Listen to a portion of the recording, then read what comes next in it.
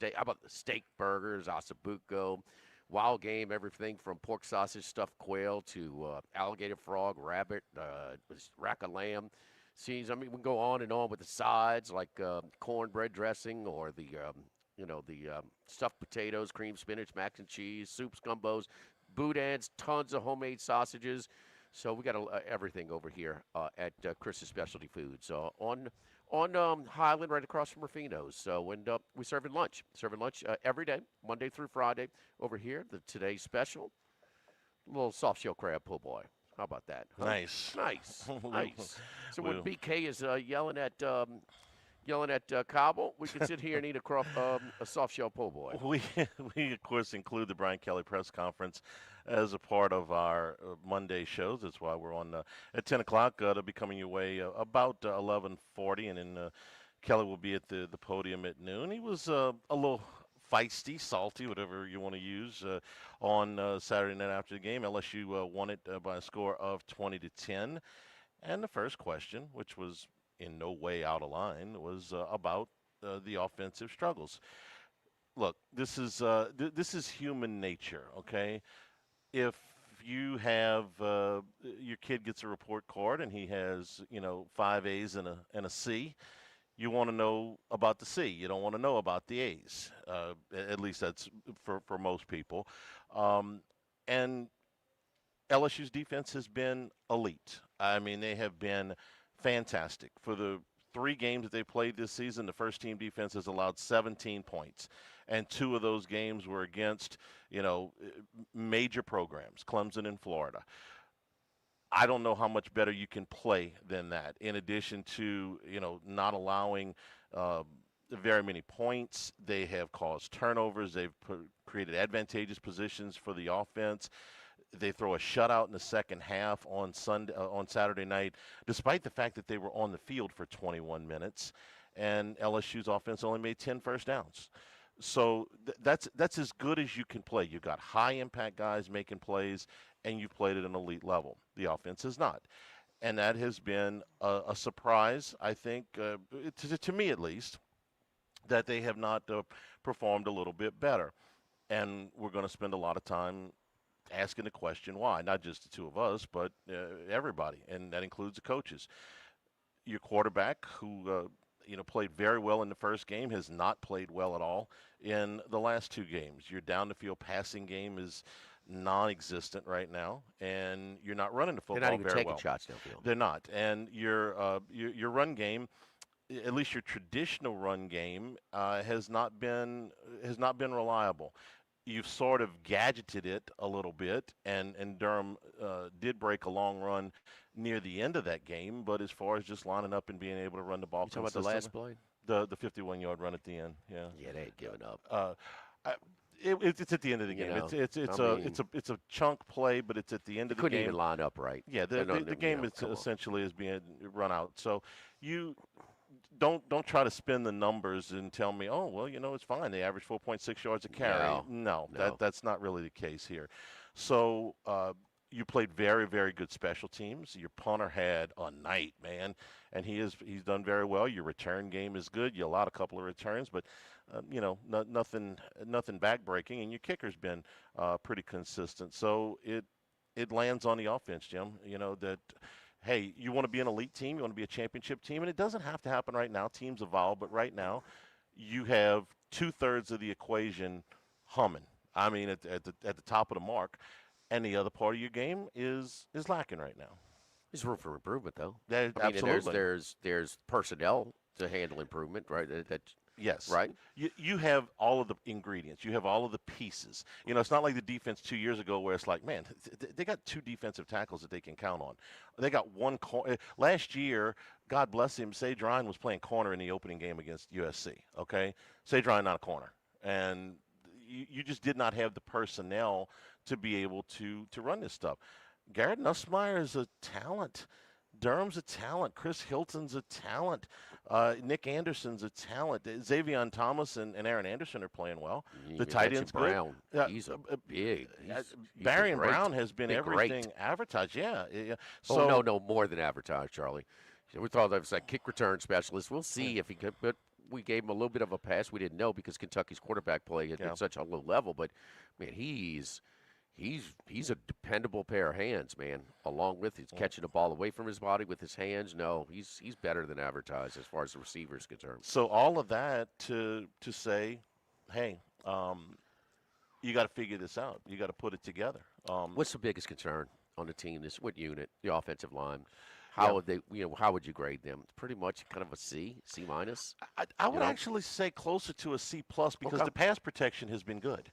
They've only allowed 3 sacks, and really 2 of them have been on the quarterback. The pass protection has been fine. That's the concerning thing and the puzzling thing about Nussmeier. I wouldn't say he's been under undue pressure. I wouldn't say he's been running for his life back there. I think he's made an ample amount of mistakes from clean pockets, bad reads or bad throws or whatever. Okay, but So a little bit closer to C the plus. the staff doesn't have confidence in him to try and have extended pressure, protection to throw the ball downfield. I mean, are you just we're gonna say they're playing so soft, they're basically playing prevent? Well, why if they're playing so soft, why is there more room for easy completions to these guys got all kinds of yard after the catch ability. All kinds. And that's really the only thing that's working is the bubble screen game. It's opened up some room. Their biggest completions have been in the middle of the field, but you got not a lot of them. I mean, you got a guy with a big ass arm. I mean, even take 1 or 2 shots downfield and loosen them up even a little bit more. Yeah. I mean, you guys are privy to the all 22, but you can't have both. You can't have. Okay, we're not taking field, and coverages will dictate what you do. Okay, and if they're playing super soft and super deep, there's got to be stuff open underneath. Yes. And it's not regularly. So I can't believe that they're super soft every down. And I mean, Hilton and Brown could blow the top off of that thing. And so I don't know. It's just not. There's no balance to the passing attack. Everything is quick and everything is. We thought that would be the first game. That's third game. Yeah. Uh, The excuse is wearing thin that, hey, it's deep coverage. They are not the only team in the United States of America that is facing soft coverage because they have fast receivers, okay? Texas has got fast receivers. Penn State's got fast receivers. Ohio State's got fast receivers. Make up your mind. You got to adjust that. LSU had fast receivers in 2019. They figured it out. And that's what this group's got to do. They got to figure it out. If they are giving you those looks, there's something to defeat every defense out there. You just got to execute it. And right now, they're not. Offensive line better than 2019? No, I can't say that right now. Is this offensive line better than I 2000? said, was the offensive line in 2019 better than this team? Yes. Of course. Yeah. Was the quarterback better than this quarterback? Yes. Okay. Yeah. So, I mean, it's and the offensive line, you got to be a little bit patient with. It's thrown together. It's just not a given that they need time. But game 3, there's really been no development, no progress through 3 games. The quarterback has been around too long, and we hold him to a higher standard. Yeah. I mean, he has the recipe with his ability, his pedigree, and his experience and continuity within, it's Brian Kelly's 4th year now. Mm-hmm. I mean, he's been a part of this staff that, for 4 years now. We hold him to a higher standard. And I think we should. I think the coach does. I think he holds himself to that standard. Yeah. I think he set it up. And when you see him throw, and I know it was just one play, but he's made a bunch of not good decisions, not good. But the interception the other night, I literally can't believe he threw that ball. I can't. That is something that you expect a freshman in his first practice to throw. Okay, the guy that comes out of high school and is like, man, I can do anything because I was a great player in high school, and you get to the next level and you go, man, no, I can't do that anymore. For a 5th-year guy to make that throw, are you kidding me? I mean, that is the worst play of the year so far on either side of the ball, and I can't believe he threw that ball. So Kelly either, and that's why he acted the way he did. And he's coaching him hard, don't you think? I mean, from what we can see. Yeah, I mean that's one thing to say. That was just, and that was sort of a frustrated throw because I think he wants to let it rip. Hmm. Oh, he wants to take those. He wants to show off his arm. I mean, one of the ways to describe the description of Nussmeier in his, sort of his ability as arm arrogance. Like he gonna try and fit some balls in that you Yeah. aren't gonna see a whole lot of quarterbacks do. And sometimes it's that fine line. He he there ain't no arm arrogance on tape this year, this season. No. And so And when he's had chances, the deep balls have not been good. The first play of the game against Louisiana, not the first play, but the first series against Louisiana Tech, he's got Brown open. Boy, did he have him open. yeah, He misses that throw about 15 yards, man. I don't understand. experienced quarterbacks got a bit, Yeah. but I think you got to put more air under the ball. But but now listen, who what defense in the country are you going to take better? I mean, Ohio State looked good against Texas. Arch Manning's first road start, hostile environment. I mean, and you know what? He's not ready yet anyway. All right, so I mean, whose defense is better? I mean, Georgia. Georgia Mm-mm. get. Oh, Mm-mm. okay, right, No. right, right. I mean, you can't recruit at that level. I mean, they have had for the last 5 years or so. They've had the best roster. Yeah. So, no question. I mean, those guys. I mean, and it starts with their defense. Well, it's just hard to maintain that for a period. Now with the roster, when guys are impatient, I'm not playing here. I'm going anyway. So, but Tennessee went up and down the field, and I mean, like chunk plays, brother. I mean, Yeah. does Aguilar not give Heupel the ability to run his offense now? Very much. So. Yes, yeah. It's good. It's like everybody's been. You can breathe fresh. So it's not them. It's not Oregon, Miami. I mean, they could have been. They should have put Notre Dame in that kid's first road start away a little bit earlier. I mean, who is it? I mean, it's LSU. LSU has the best defense in the country. The No, best defense no in the argument. country. No And argument. so, I mean, And you did all of this without Whit Weeks. I mean, he gets thrown out of the game on the third play. That's either your best Look- player or one of your two or three best players, and he missed the whole game. and that's part of the strength of their defense. They're good, and as and that was pertinent information. All of those Power Four conference starts collectively from the two deep. Yeah. And so when you have injuries, well, you're forced to develop your bench. They got to get in there. And so you get away with it. Well, Weeks is back next week. Okay, so, but no, you know that if he's a little bit, no, man, we make sure you're right. We know this guy's shown already he can go for a little time here. And it's just when you got coverage like this, my man is having he's a kid in a candy store. I mean, he is going to get a lot of run, but at least he's doing it. He's bringing guys from everywhere. It reminds me when he had Travis Daniels and Corey Webster. When you had those guys, you can trust them out there by themselves, and I could bring. And then he'd bring Daniels every now and then, or Webster. And how about that? He brought 4. I like that, just to show it. Yeah. Show it. I mean, just so he is taking advantage of the personnel that he has, and he is being ultra creative, and you could tell the team is so comfortable because they are flying to it. They are flying around. They're thinking less, and they're reacting, and it's just Lagway, who missed a lot of his key developmental time in spring and then all the way through the summer and actually a week into camp. And it shows. But, damn it, he's never looked more confused than what he was, and that was for 60 minutes. And that next man up, it's a football cliche, next man up. Wood Weeks goes out of the game. You put in Devon Keys, and we talked about all that experience in the two deeps. He's not one of them. He's not an experienced kid. He steps in and makes 14 tackles the other night. That's pretty good. There's never been next man up voluntarily. No, the starters are starters for a reason. But it's football. You're going to lose guys. Yeah. I mean, you're going to lose guys. And so you better have – and this is what has kind of – so your first 22, that's where the bulk of your payroll is going to, right? Mm-hmm. Okay. So why – well, but the depth has been compromised. Your depth's playing other places. I don't care if they're going to Mississippi State, Sage Ryan, Ole Miss.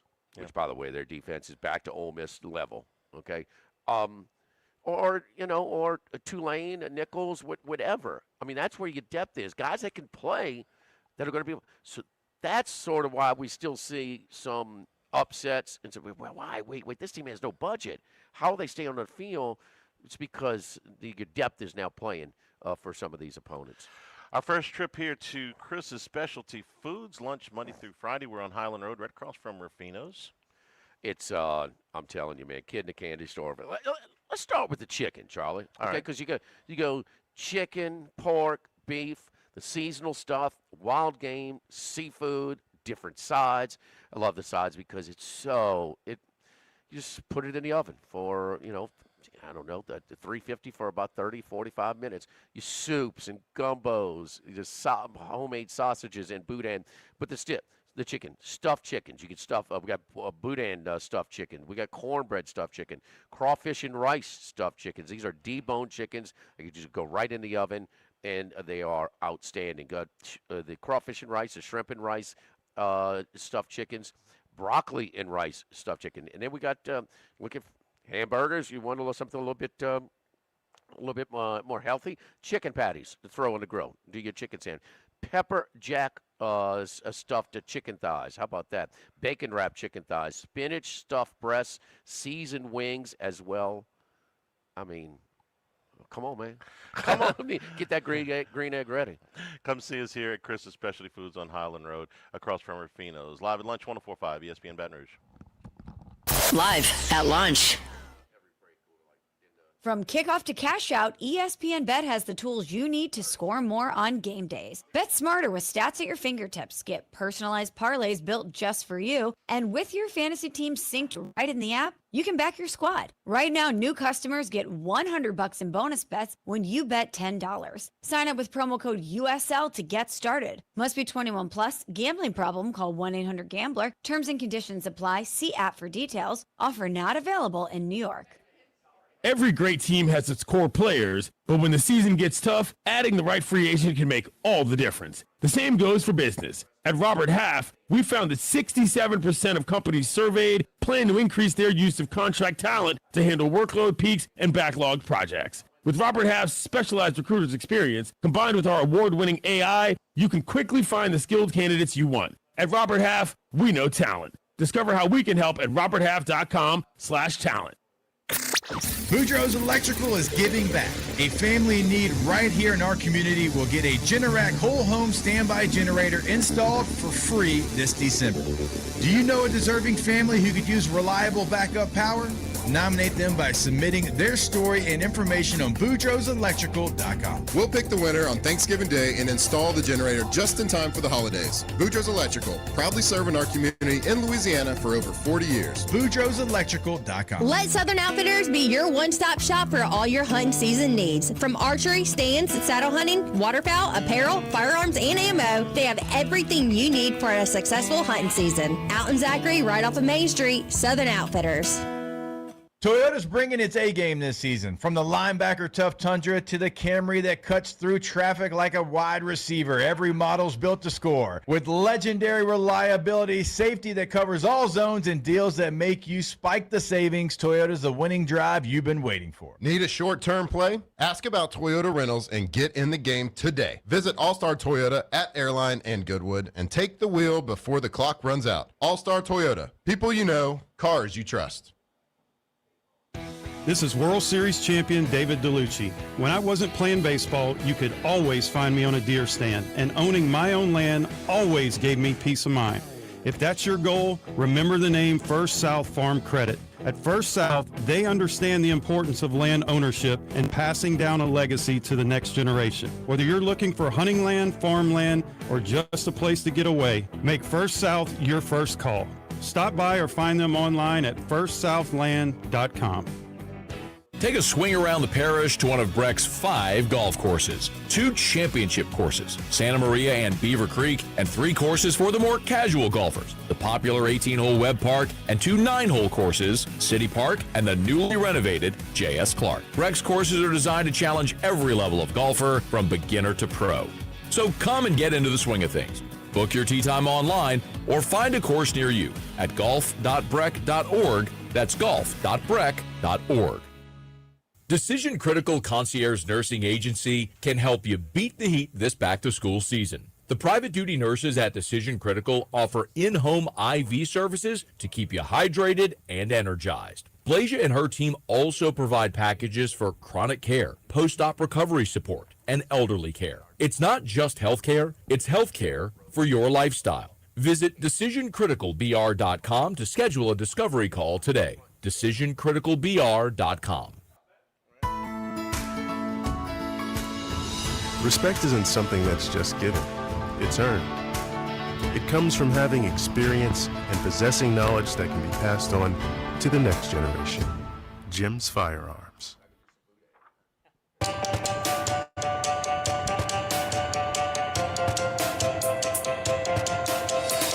Live at lunch with Ott and Hanny. Live from Chris's Specialty Foods on Highland Road.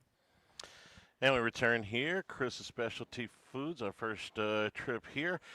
Invite you to come on by and see us for lunch here. Softshell crab po' boy is your special today. Serve lunch here every Monday through Friday at Chris's Specialty Foods. There's so many different topics we could get to because so much happened this weekend. But Jimmy, I can't get it out of my head how bummed I was this morning when got the news about Joe Burrow. You hate to ever say a guy is cursed or whatever, but man, and we've seen athletes that are injury prone before, chronic knee or elbow, hip, shoulder, whatever. But it's just so frustrating that time after time he has, and it's always something different. This is a turf toe. We've seen him with the wrist, with the knee, with the calf, and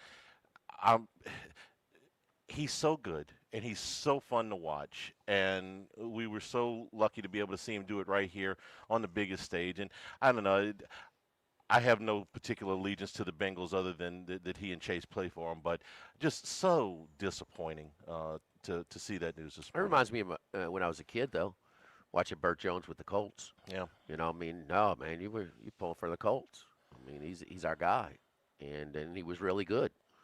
And I don't know, man. Is he just fragile? Is he? He didn't have the wisest approach, when he was a rookie, taking on hits, unnecessary hits, things like that. His coach was not the wisest, and with a weak offensive line, him leading the league in straight dropbacks. So they were just teeing off, and it was kind of a matter of time before he went down that first one. So it's when you have something extreme, and his injury history is extreme, it's usually contributing factors. And, a little bit, if Joe had to do it again, ain't no doubt he wouldn't be – he'd find ways to win over his locker room other than, taking unnecessary hits. I mean, the rules allow you to avoid hits if you're wise, So it's just unfortunate. But when it went down, it did not. I mean, I'm thinking knee, 100%. Who's thinking turf toe? It's not something that you expect. I don't. You never. We see injuries and go, oh man, that's a knee. Oh, that's an Achilles. You never see something and go, oh, turf toe. I mean, right. But it's, and it doesn't sound serious, but it is. It's not something that you can play through. It's not a matter of toughness. It's one of those things you can't push off on the thing. So you can't play quarterback. You can't play any position, but you can't play quarterback. And you just want to. I don't see you want to blame somebody when this stuff happens. And it's really not. I want to. The Bengals are cheap. The Bengals don't have an offensive line, but they've invested. Maybe not the best talent evaluators in the world, but they spent a bunch of money on Orlando Brown. They used their first round pick a year ago on Amarius Mims from Georgia. They took another lineman on the second day this year. They've signed 2 or 3 guys. It's not the best offensive line, but it's not like they haven't tried to address it. They've got him weapons, and he keeps himself in shape. You know, it's not like, oh, well, look, you know, you're not in good shape, so these chronic injuries keep happening. And like I said, it's something different every time. It's just frustrating because you want to be able to say, damn it, that's why, and quit doing that, and then it'll be fine. And no, his toughness is off. He would play through pain. Yeah. He didn't miss a game here. These are injuries that I mean, there's no doubt. I mean, he was laid out in Phoenix, Glendale, whatever. Yeah. I mean, laid Right out. back. And Ogeron's one of his favorites. Or get from past Christian, the quarterback Miles. Get Miles ready. F you. I ain't going nowhere. Yeah. No, I ain't going nowhere. So, and comes back and throws all kinds of touchdown passes in that one. I mean, he's beyond tough, taking on the toughest guys in practice because they're mouthing off or whatever. Practice I mean, ribs in the national championship game that year. Is that right? One of the hits on a touchdown. So he gonna play through pain. These things, these are injuries. No, it's not. It's not. I think not only did he not miss a game, I think the only practices I remember him missing were before the Alabama game his junior year here.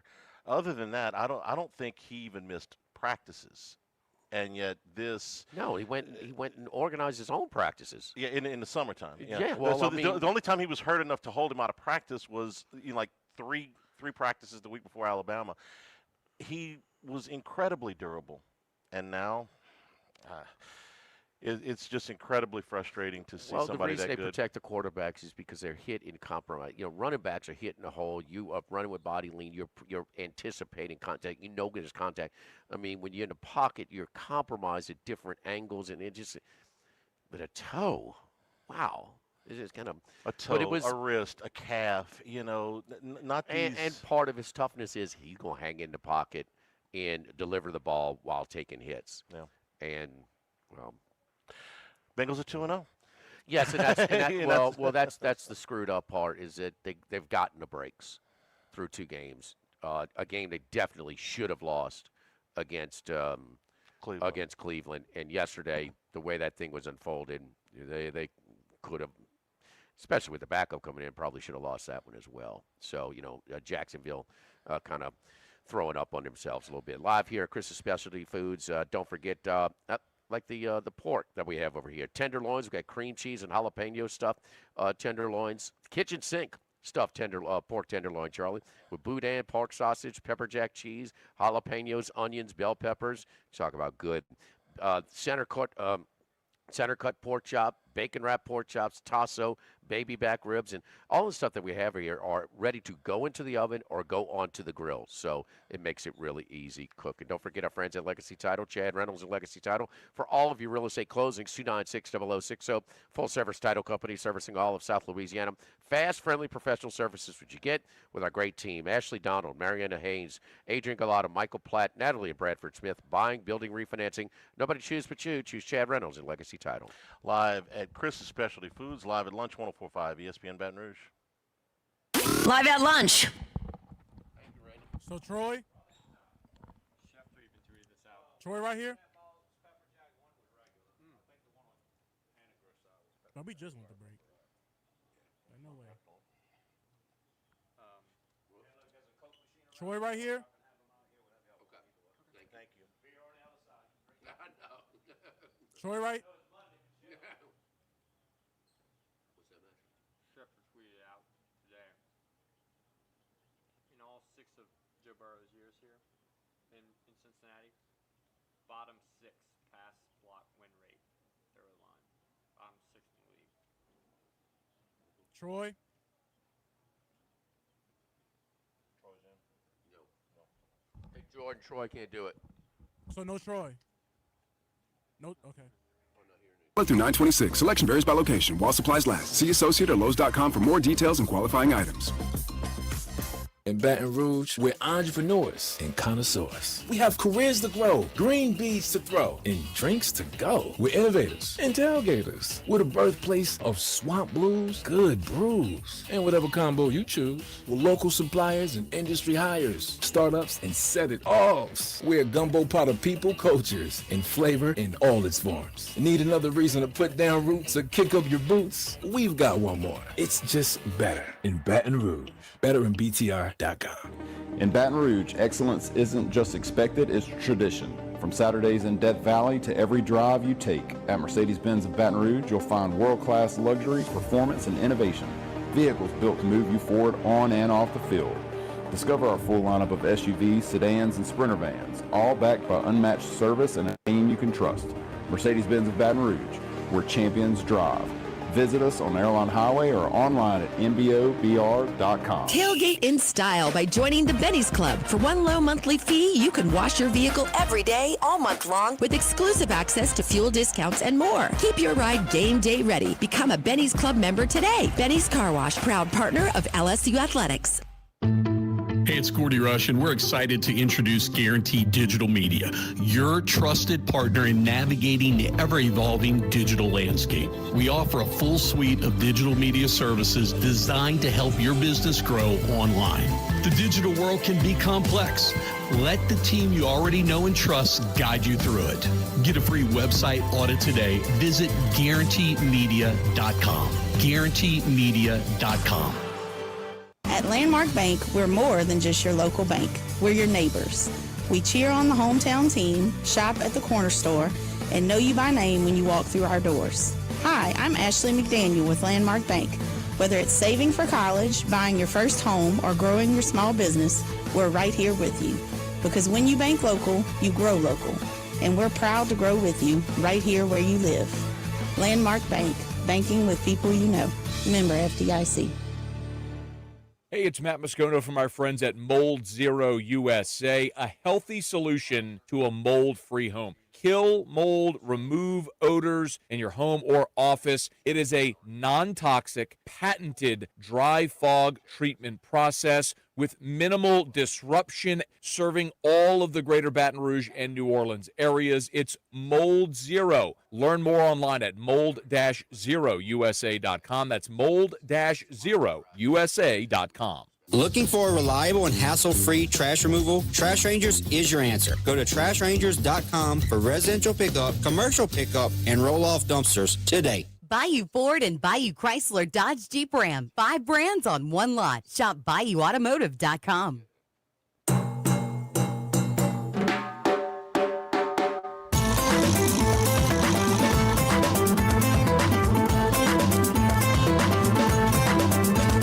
Live at lunch with Ott and Hanny. Live from Chris's Specialty Foods on Highland Road. Chris's Specialty Foods is right across the street from Rufino's, just a little short drive off of Interstate 10. So come by and see us serving lunch every weekday. And today you can get the soft shell crab po' boy. But they have different specials every day here at Chris's Specialty Foods. Weekend in college football, there were a bunch of blowouts, but the good games were off the chart good games. From Georgia's overtime win against Tennessee, when Tennessee, by Kirby Smart's own admission, should have won the game, had a very makeable field goal to win the game. Texas A&M and Notre Dame, this one comes down to an extra point attempt that the holder can't handle. A&M returns the most bizarre kind of circumstances. Notre Dame misses the extra point because the holder can't grab it. A&M down 6 points, returns a kickoff for a touchdown, gets it called back, and then shakes that off and puts the game-winning drive together. Helped to win the game, though. It did. Notre Dame scoring. Yeah. Notre Dame is going to score. At the very least a field goal. Yes, yes. With 4 or 5 minutes to go. Yeah. 4th and goal from the 11 to the backup tight end. And I wasn't crazy about Elko's clock management there. I thought he was burning timeouts because I'm sorry, it's your last chance. You're going to have to score. You got to milk the clock down more. And the only reason they milked it down is because it took them so many snaps to score. So I wasn't crazy. I mean, having to score on 4th and goal from the 9-yard line. So, but it's guys on the road making plays for these SEC teams, whether it's Marcel Reed at A&M or Gunnar Stockton for Georgia, and that's some growth. Now, you throw a party like J.J. McCarthy. It ain't all figured out just yet, but it's a big step. It's a big step. And until, confidence isn't a light switch. Yeah. Need more confidence. No, you have to prepare. You have to accomplish something. You have to succeed to get some confidence. And both of these guys, I mean, they now have. They've gone through some things on the road. Man, those are great environments, too. Notre Dame was a great environment Saturday night. It's no doubt Neyland Stadium was on Saturday. And how about that? That's 9 straight now. And Aguilar was great for Tennessee. And so it's just those young quarterbacks, they may have a higher expectation level from them moving forward. The quarterbacks that we came into the year talking about, Nussmeier, Klubnik, Arch Manning, of course. Why is he included with those guys when they have so many starts and so much experience? Why? I mean, because he's hype. Yes. No, okay. Well, that's for other shows. That's for other outlets. But Arch Manning hadn't done anything. Okay. And he was playing behind a guy who was drafted in the 6th round, like Spurrier said. I mean, hype is one thing, but Klubnik, we have a level of expectation. Right. Nussmeier, we should have a level. Arch hasn't done it yet. No, but I'm talking about who was up there in the Heisman or whatever. Drew Aller, who has played 3 preseason games to this point, so they'll finally play a football game this weekend. No, Charlie. No, after that brutal 3-game stretch, they have a bye. Oh, I'm sorry. Oh, yes, indeed. No. That's the best part of the schedule. I thought they it was need a this week. breather after that. It's the next one. Sorry. No. My bad. Those 3 games where they're favored by 130 points combined. They need a breather after that before they host Oregon. Well, God bless. Then I can't believe. No, don't mess that up. Everybody take a few weeks, take a few days off. Then before we're talking about those quarterbacks, and now who are we talking about? We should be talking about. We should be talking about John Mateer. We should be talking about. Well, he Joe got Aguilar. he had a chance. Yeah, off the transfer. He was the number 1 transfer guy. Marcel Reed, Mateer, and Carson Beck is off to a really good start for Miami. These guys, I asked you on Saturday, on Sunday, is Marcel Reed a good dark horse for the Heisman right now? Well, I don't even know if we can call him a dark horse. He's in the top 6 right now, and he's dangerous because we knew what he could do with his feet. Now, he threw for another 360 yards the other night. I mean, on the road against a pretty good roster over there. I love what Mateer's doing. I love what Aguilar's doing. To me, Marcel Reed's right there with him. They're ready to throw a parade for BK's replacement up in Notre Dame, huh? They're favored in both of those games. Yeah, and they're favored in both of those games. And could have won both of those games. How many is Brian Kelly? Was it 43 in a row now? 44? What is it? Oh, against when you're favored against non-ranked opponents, or no, favored. Just favored. Period. Favored. And they could have won both games. They had an opportunity to win both games. Well, they did. And it came up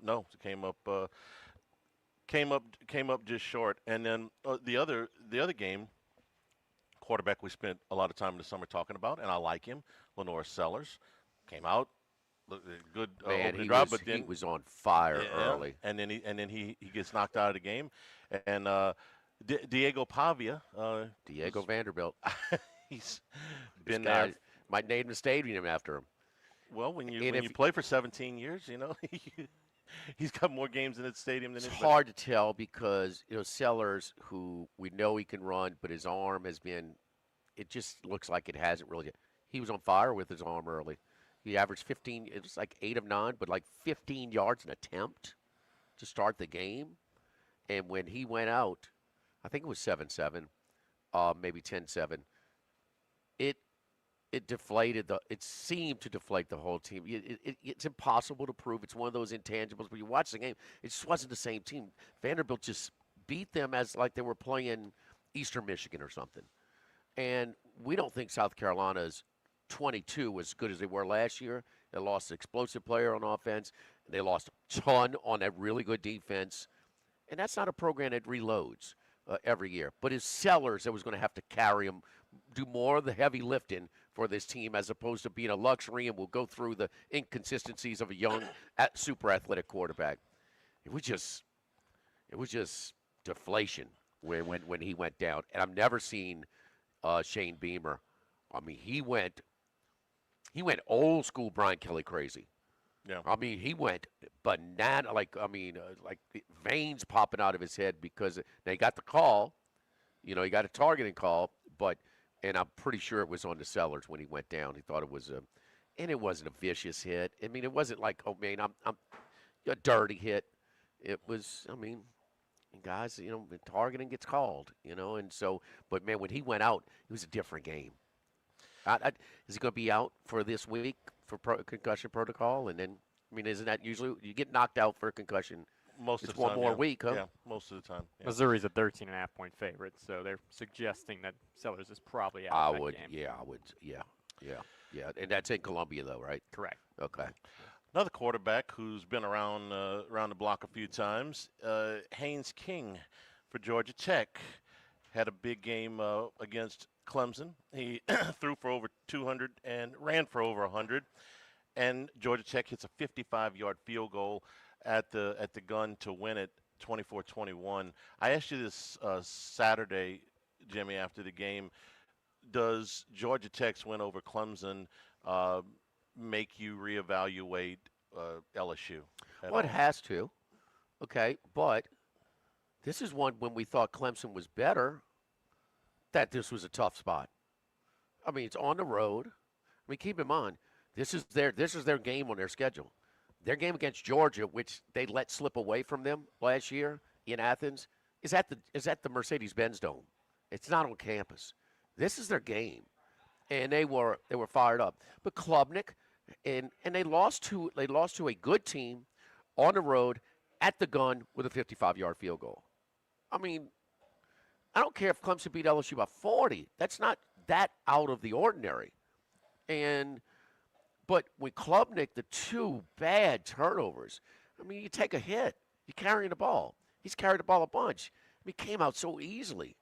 I mean, that led to points. And then it kept him from getting points when it's 2nd and goal from inside the 5, and he throws an interception. I mean, you just can't, I mean, those are first-year starting plays out of your quarterback. Yeah. And so they rallied. They got into it. Is Clemson going to be a top 15 team? It's going to take a little work. I mean, you're going to have to. You can't slip up at Louisville. They're going to beat North Carolina on the road, and then that's it. I mean, Florida State at home. Florida State got a shot. They have a shot. So that's not. And they're just. How good were they last year? Are they that much better this year? They have everybody returning, but the defense is overrated. Very much so. I mean, come on. That's oh man, they got the best. They don't have the best personnel team. They didn't even have the best defense in the country. They didn't have the best defense on the field in their season opener. That's not even close either. No. And one game on the schedule you didn't mention. They go to South Carolina at the end of the season. I'm sorry. Sellers is playing. I'm sorry. That's another. So this is what I think. It doesn't do a whole lot to change my mind about LSU. LSU's problems are LSU's problems, regardless of what happens to Clemson. It does change my mind. When we did the post game after the first game, I said, I really believe that this will be a top 5 win in college football this season, because I thought that Clemson would be 10-2 or 11-1. I guess 10-2 still on the table, but you got no margin for error. Probably 9-3. That's a much better. That's a much better guess. So that win is the win's not going to hurt them, but I thought that if it came down to a decision on LSU and another team with the same record, that the Clemson win would trump just about any other win out there, and I don't think that anymore. There's two things that have dampened my enthusiasm on LSU, and part of it is Clemson, but more of it is Sunbelt Billy, Bayou Billy. Who thinks Florida's any good? Florida was every bit the roster that LSU was on Saturday night. I think Florida's every bit talented. 23-10 first downs. Yeah. I mean, more yardage. I mean, no, their quarterback made way more mistakes. Our defense is more playmaking, because we can bring pressure and recover so good. Okay, we're better, but they didn't outclass a Florida team that nobody around here really respects. And it's not. after If any- watching them again, it shouldn't be because of the talent level. Who do you think's got better defensive personnel, Florida or Clemson? The fact that you got to think about it, answers the question. I think Florida. Yeah, at the I very think least, Florida. it's a wash, and that's a poorly coached team. I'm sorry. Maybe it was a fine coach. I saw but I've had LSU this- have way more issues moving the ball against Florida than they did. I mean, there's against- yeah. athletes over there, and they're not getting the return on the rate of return on their talent doesn't match. That's not 20 and 21 talent. I realize this is over a 3+ year period now, but no, I'm sorry. Klubnik's run came from. Listen, he had a lot of padded stats again. It's Texas. And that was a big spotlight game, and that was a very good defense. That was on the road in a playoff situation. So, no, we got to give him some. But that was, he's had way more ordinary games, and he was very ordinary on Saturday. Max, we talked about Clemson a lot in the offseason. Yeah, I was wrong on them. I'm ready to say that. And, I mean, their schedule, when you look at it now, is a little bit harder going forward because they got Florida State, who's a lot better than we thought. They're at Louisville. At South Carolina in the season, we knew that was going to be tough. But, yeah, they were clearly overrated, by myself included. I thought they might be the #1 team in the nation, and they're not. But LSU, by the way, was 4.5-point favorite, let's not forget, against Florida. That's the way it closed. So the market thought that on a neutral field, LSU and Florida were not far apart. That's what the smart people, the national market, thought. Now, maybe they do that differently now after watching the game. But, once again, Florida's got some credit. Didn't that line go down between the end of the Clemson game and the kickoff? It did. It definitely did. 2.5 points? What's that? The LSU line went down from 7 to 4.5 between the end of the Clemson game and LSU's kickoff. Yes, absolutely.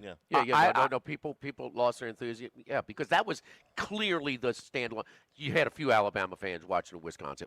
No, but there was a light 11 a.m. window, and that was the most high profile. It was the best game, too.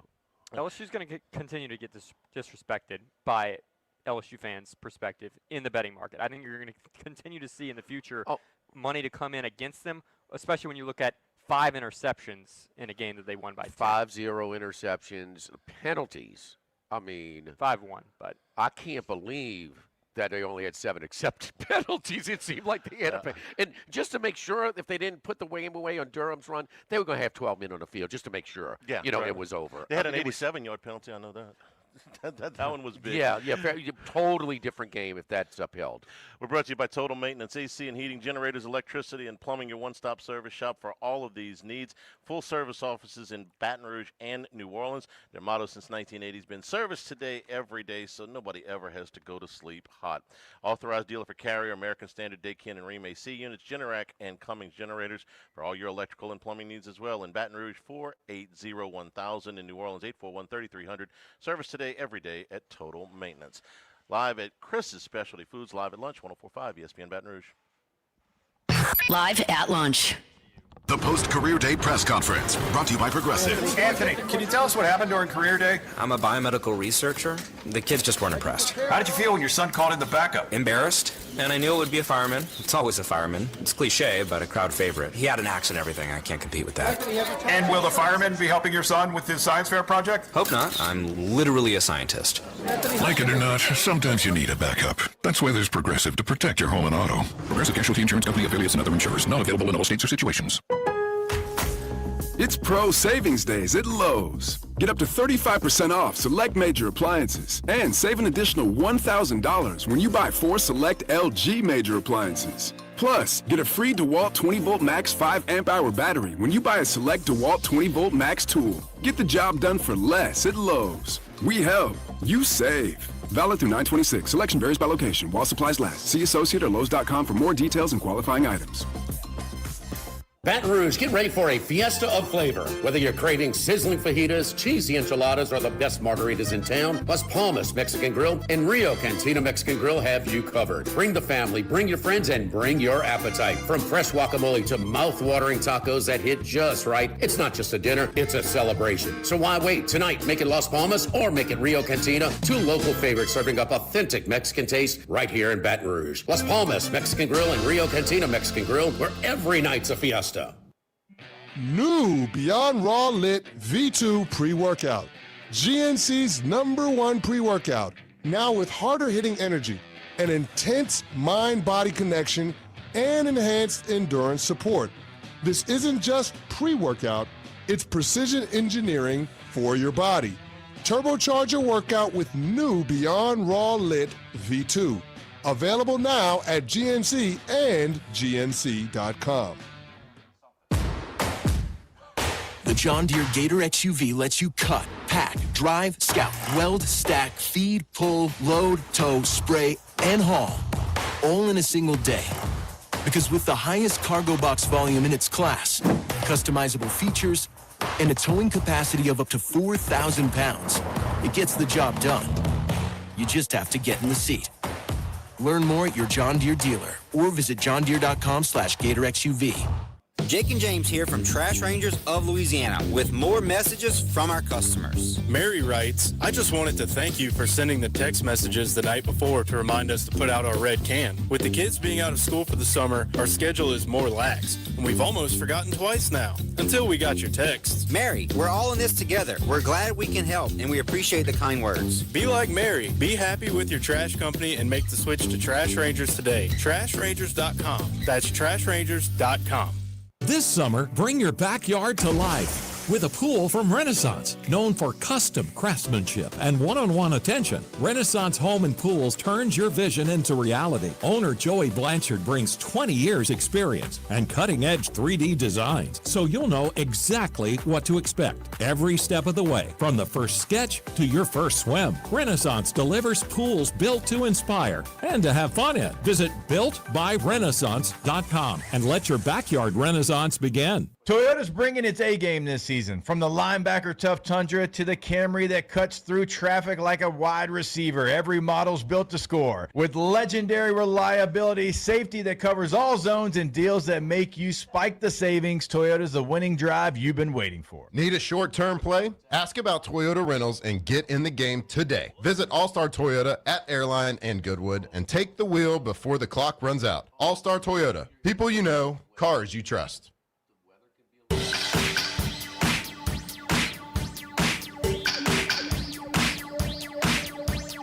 Live at lunch with Ott and Hanny. Live from Chris's Specialty Foods on Highland Road. Little recruiting news. This is interesting to me. We don't talk a lot of recruiting on this show, but LSU got a commitment from quarterback Peyton Houston. This is a 27 commitment. He is the top-ranked pocket passer in ESPN's Junior 300, although he is rated lower than that in some of the other rankings. He's out of Shreveport. This is the class that includes Elijah Haven from the Dunham School, who is a consensus #1 player in the class, and also Colton Nussmeier, Garrett Nussmeier's younger brother, who is also a top 40, 50 national recruit. Houston says that it's big for him to stay home. He was at the game on Saturday night, and he is committed. So we'll see what this does. Haven is the #1 player on everybody's list, and if you listen to the recruiting guys, Shea Dixon's on with us every Saturday on pregame. A lot of people think that maybe a slight lean to Florida at this point. But, of course, that's very much up in the air because who's going to be the coach? Yeah, so, he doesn't know that. So it's very hard to say that, that they're in the lead or anything. He was at the game Saturday as well. He was there as well. And then, of course, Colton Nussmeier, we saw him on TV at the Clemson game. Obviously, he's going to go to his brother's game. So this is interesting. This is there were three guys, 3 quarterbacks in that class. This guy and the other 2. This guy's the first to say, I'm headed to Baton Rouge. So we'll see what that – long way to go between now and signing date, but wanted to mention that Peyton Houston saw some college players Friday night down at the Dome. Rumbling U High played earlier, but including the big lineman, American Heritage and Carr, and the big defensive tackle. I forget his Richard name, Anderson. but didn't start playing football till 9th grade. Basketball player, good on his feet. He's a load to move at 340. Can work, has some work to do on his body a little bit, but doesn't take downs off and doesn't come out the game. And he's disruptive, and I think he's got a chance, especially if you're surrounded with some quality defensive linemen as well. Our number 2, Chris Specialty Foods, 104.5 ESPN Baton Rouge. Live at lunch. The post-career day press conference, brought to you by Progressive. Anthony, can you tell us what happened during career day? I'm a biomedical researcher. The kids just weren't impressed. How did you feel when your son called in the backup? Embarrassed, and I knew it would be a fireman. It's always a fireman. It's cliche, but a crowd favorite. He had an axe and everything. I can't compete with that. And will the fireman be helping your son with his science fair project? Hope not. I'm literally a scientist.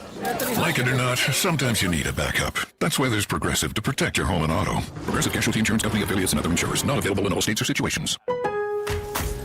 It's Pro Savings Days at Lowe's. Get up to 35% off select major appliances and save an additional $1,000 when you buy 4 select LG major appliances. Plus, get a free DeWalt 20-volt max 5 amp-hour battery when you buy a select DeWalt 20-volt max tool. Get the job done for less at Lowe's. We help. You save.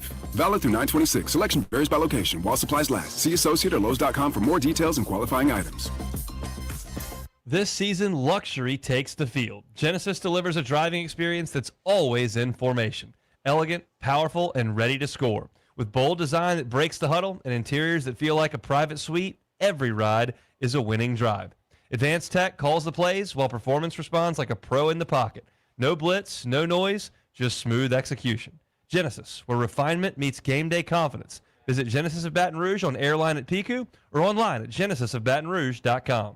The post-career day press conference, brought to you by Progressive. Anthony, can you tell us what happened during career day? I'm a biomedical researcher. The kids just weren't impressed. How did you feel when your son called in the backup? Embarrassed, and I knew it would be a fireman. It's always a fireman. It's cliche, but a crowd favorite. He had an axe and everything. I can't compete with that. And will the fireman be helping your son with his science fair project? Hope not. I'm literally a scientist. Like it or not, sometimes you need a backup. That's why there's Progressive to protect your home and auto. Progressive Casualty Insurance Company affiliates and other insurers. Not available in all states or situations. It's Pro Savings Days at Lowe's. Get up to 35% off select major appliances and save an additional $1,000 when you buy 4 select LG major appliances. Plus, get a free DeWalt 20-volt max 5 amp-hour battery when you buy a select DeWalt 20-volt max tool. Get the job done for less at Lowe's. We help. You save. Valid through 9/26. Selection varies by location while supplies last. See associate or Lowe's.com for more details and qualifying items. We've got a variety of amazing events this September at the East Baton Rouge Parish Library. The 48th Annual Author Illustrator Program welcomes prolific children's authors Andrea Davis Pinkney and David Pinkney. Celebrate with incredible music from local musicians at the Red Stick Rhythms Concert Series. And Saturday Science for Teens returns too. Bring the whole family to the Bilingual Family Hour with stories, songs, and games that celebrate language and culture. For details on these exciting programs and more, visit ebrpl.com. Live After 5 is back this Friday and once again ready to clock out and rock out. The free concert series returns 5 p.m. to 8 p.m. in City Hall Plaza on the permanent stage downtown. Bring your lawn chairs and get ready to dance right into the weekend. This Friday, it's the magic of the Beatles brought to life with a New Orleans flair. An amazing tribute taking you on a journey through the music that changed the world. The Walrus. At Live After 5. Special thanks to the City of Baton Rouge, MAP Construction, and Lamar Advertising. When you've been in the industry for over 20 years, you learn a few things. For one thing, you learn your product inside and out, but you also learn how to ask the right questions and give satisfying answers. Jim's Firearms. Insurance companies have teams of professionals to fight your claim. If you want to know what your case is really worth, I'm Spencer Callahan. I'd like to help. Spencer Callahan is the one to see. Call 387-2323. LA filing number 16-7970. WNXX Jackson, KNXX Donaldsonville, and WDGL HD2 Baton Rouge. This hour brought to you by Spencer Callahan Injury Lawyers. LA 21 12681. Offices in Baton Rouge.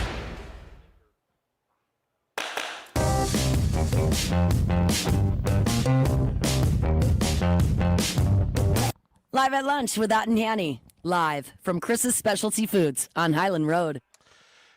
Right across the street from Rufino's, Chris's Specialty Foods. Come on by and see us here. Daily lunch menu specials Monday through Friday, and today it is the soft shell crab po' boy. Soft shell crab po' boy. We do other po' boys as well, including a shrimp po' boy, catfish, or even a ribeye po' boy. How about the lobster or crawfish rolls? Charlie, knuckle and claw meat from the lobster, smothered in seasoned butter and served on a traditional challah roll. Challah roll. Soup, salads. I mean, we got different your choice of baked potato, chicken and sausage gumbo, crawfish and corn, or shrimp and corn. So that's some of the soups that we have here available. baked potato soup, Charlie, really good. Oh, I so like that, yeah. crawfish and corn, shrimp and corn. So that's all good over here. It's available at our deli. That serves lunch here 11 a.m. to 2 p.m. We also serve daily plate lunch specials as well, but loaded baked potato, steak fries, a crawfish queso, boudin cakes, and I mean a little bit of everything. Wraps, sandwiches, salads, all part of our deli over here at Chris's Specialty Foods on Highland right across from Rufino's. Saints fall to 0-2 with their 26-21 loss to the Niners yesterday in the Superdome. Jimmy, we were down in New Orleans, and we watched this game. Mac Jones, a quarterback for San Francisco, in place of Brock Purdy. Played okay. He played really well. 279 yards, 3 touchdowns, no interceptions. He was also without George Kittle. But they got the backup tight ended up catching 4 balls yesterday. And this is a very evenly played game. The yardstick is almost identical. The turnovers were almost identical. The time of possession had about a 30-second differential. Spencer Rattler, he threw 3 touchdown passes. He didn't throw any interceptions. Each team had 3 sacks. Everything went down, pretty evenly, and the Niners won the game. But one big thing. Who was winning most of the time? San Francisco the was whole ahead. time. Yeah. Weren't they? I mean, did the Saints ever have the lead? No. Okay. So, I mean, the San Francisco didn't. I mean, I guess would the Saints get the ball? They had to go. And you like say, well, what's the odds here that they're going to go 80 yards in 2.5 minutes? How much time do they have? 2.5. 240 from their own 6-yard line. Yeah, I mean, and need a touchdown. Right. Even with Rattler has he looked better in his 10 starts or so? No, I'd say that's I'd say no. Top of the line, yeah. I mean, top of the mark. Yeah. So I mean, you still did. It was just kind of. My point is, when you protect the lead, you have they were making sure they were not going to beat themselves. With San Francisco, and so I don't know. It's just kind of a. That attitude right there is what I felt. We were down in New Orleans yesterday, and you were there all weekend, okay? What you just did right there was what I saw from most of the Saints fans that I encountered. I don't want to say I was shocked, but I was surprised because the Saints fan base is very vocal, even when the big picture is not bright. You know, they're like, hey, why do you guys care that you win a game in Week 14 when your record's 3-10 or whatever? Because they're Saints fans. They're a passionate group. And I got a lot of that yesterday. That, whatever. You know, they're like, just exactly how you couldn't have said it better if you just giving away tickets, Charlie. Giving away tickets. The 49er fans outnumbered the Saints fans, but not in the dome. Not in the dome. No. But I'm talking about where we were. Well, we're in a tourism area. Fair enough. We're in the height of the tourism area. In the tourism, yes. But San Francisco, and I used to work down there when they were in our division, and we were glad to see them. They always brought the most, and that was in the Montana, young era, but they still travel well. You see when they go down to Los Angeles and play. Yeah. It's way more San Francisco fans than Rams fans. So they have a good following, but I wasn't shocked that at Caesars that they had more. They were more 49er fans wearing their gear than Saints fans. Okay, I wasn't. And you're right about the tourism aspect. But I love when I walked in with the equipment about 8:45 in the morning, and my man with the Marcus Colston jersey sitting by the big World Series of Poker chip, and they had Boys to Men on, and my man just dancing by himself, baby, with his little cup, and he was. I mean, I was like, man, if we all woke up like you, brother, I said, this place would be a better world, huh? He said, that's what it's all about. It was funny. They just.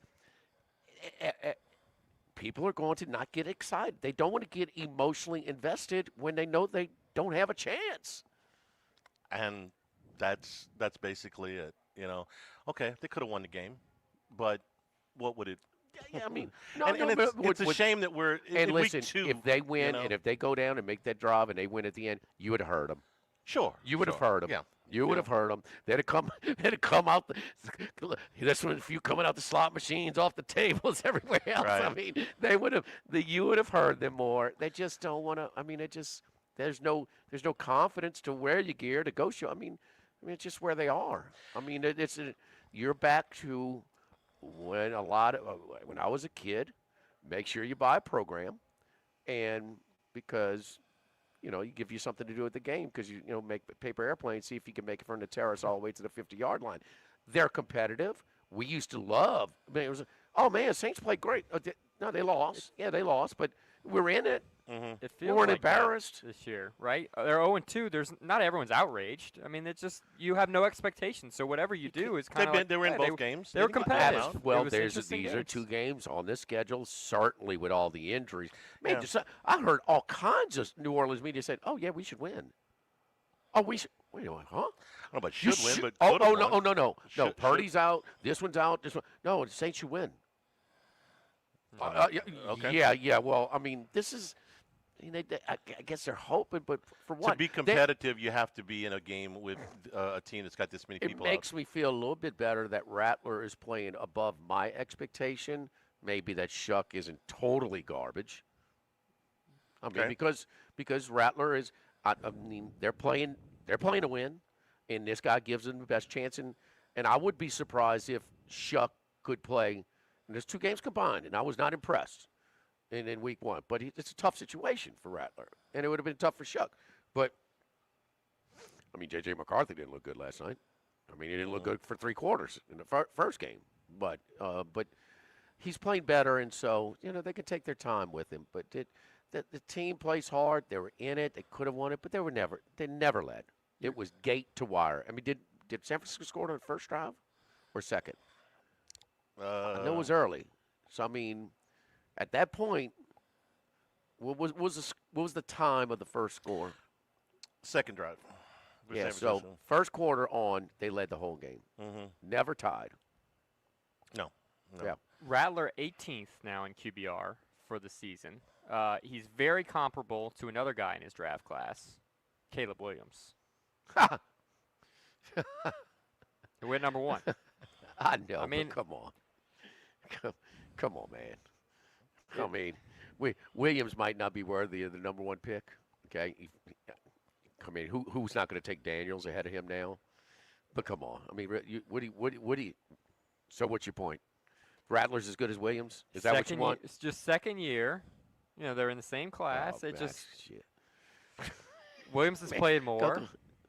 You need some help, boy. I'm not saying Williams is. I mean, he's got the same future.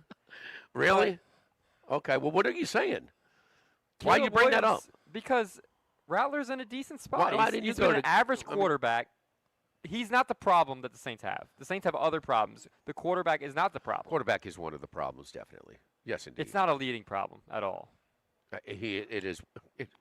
18th in QBR. They have a top five pick. Okay, so the 32 quarterbacks, where do you have him ranked?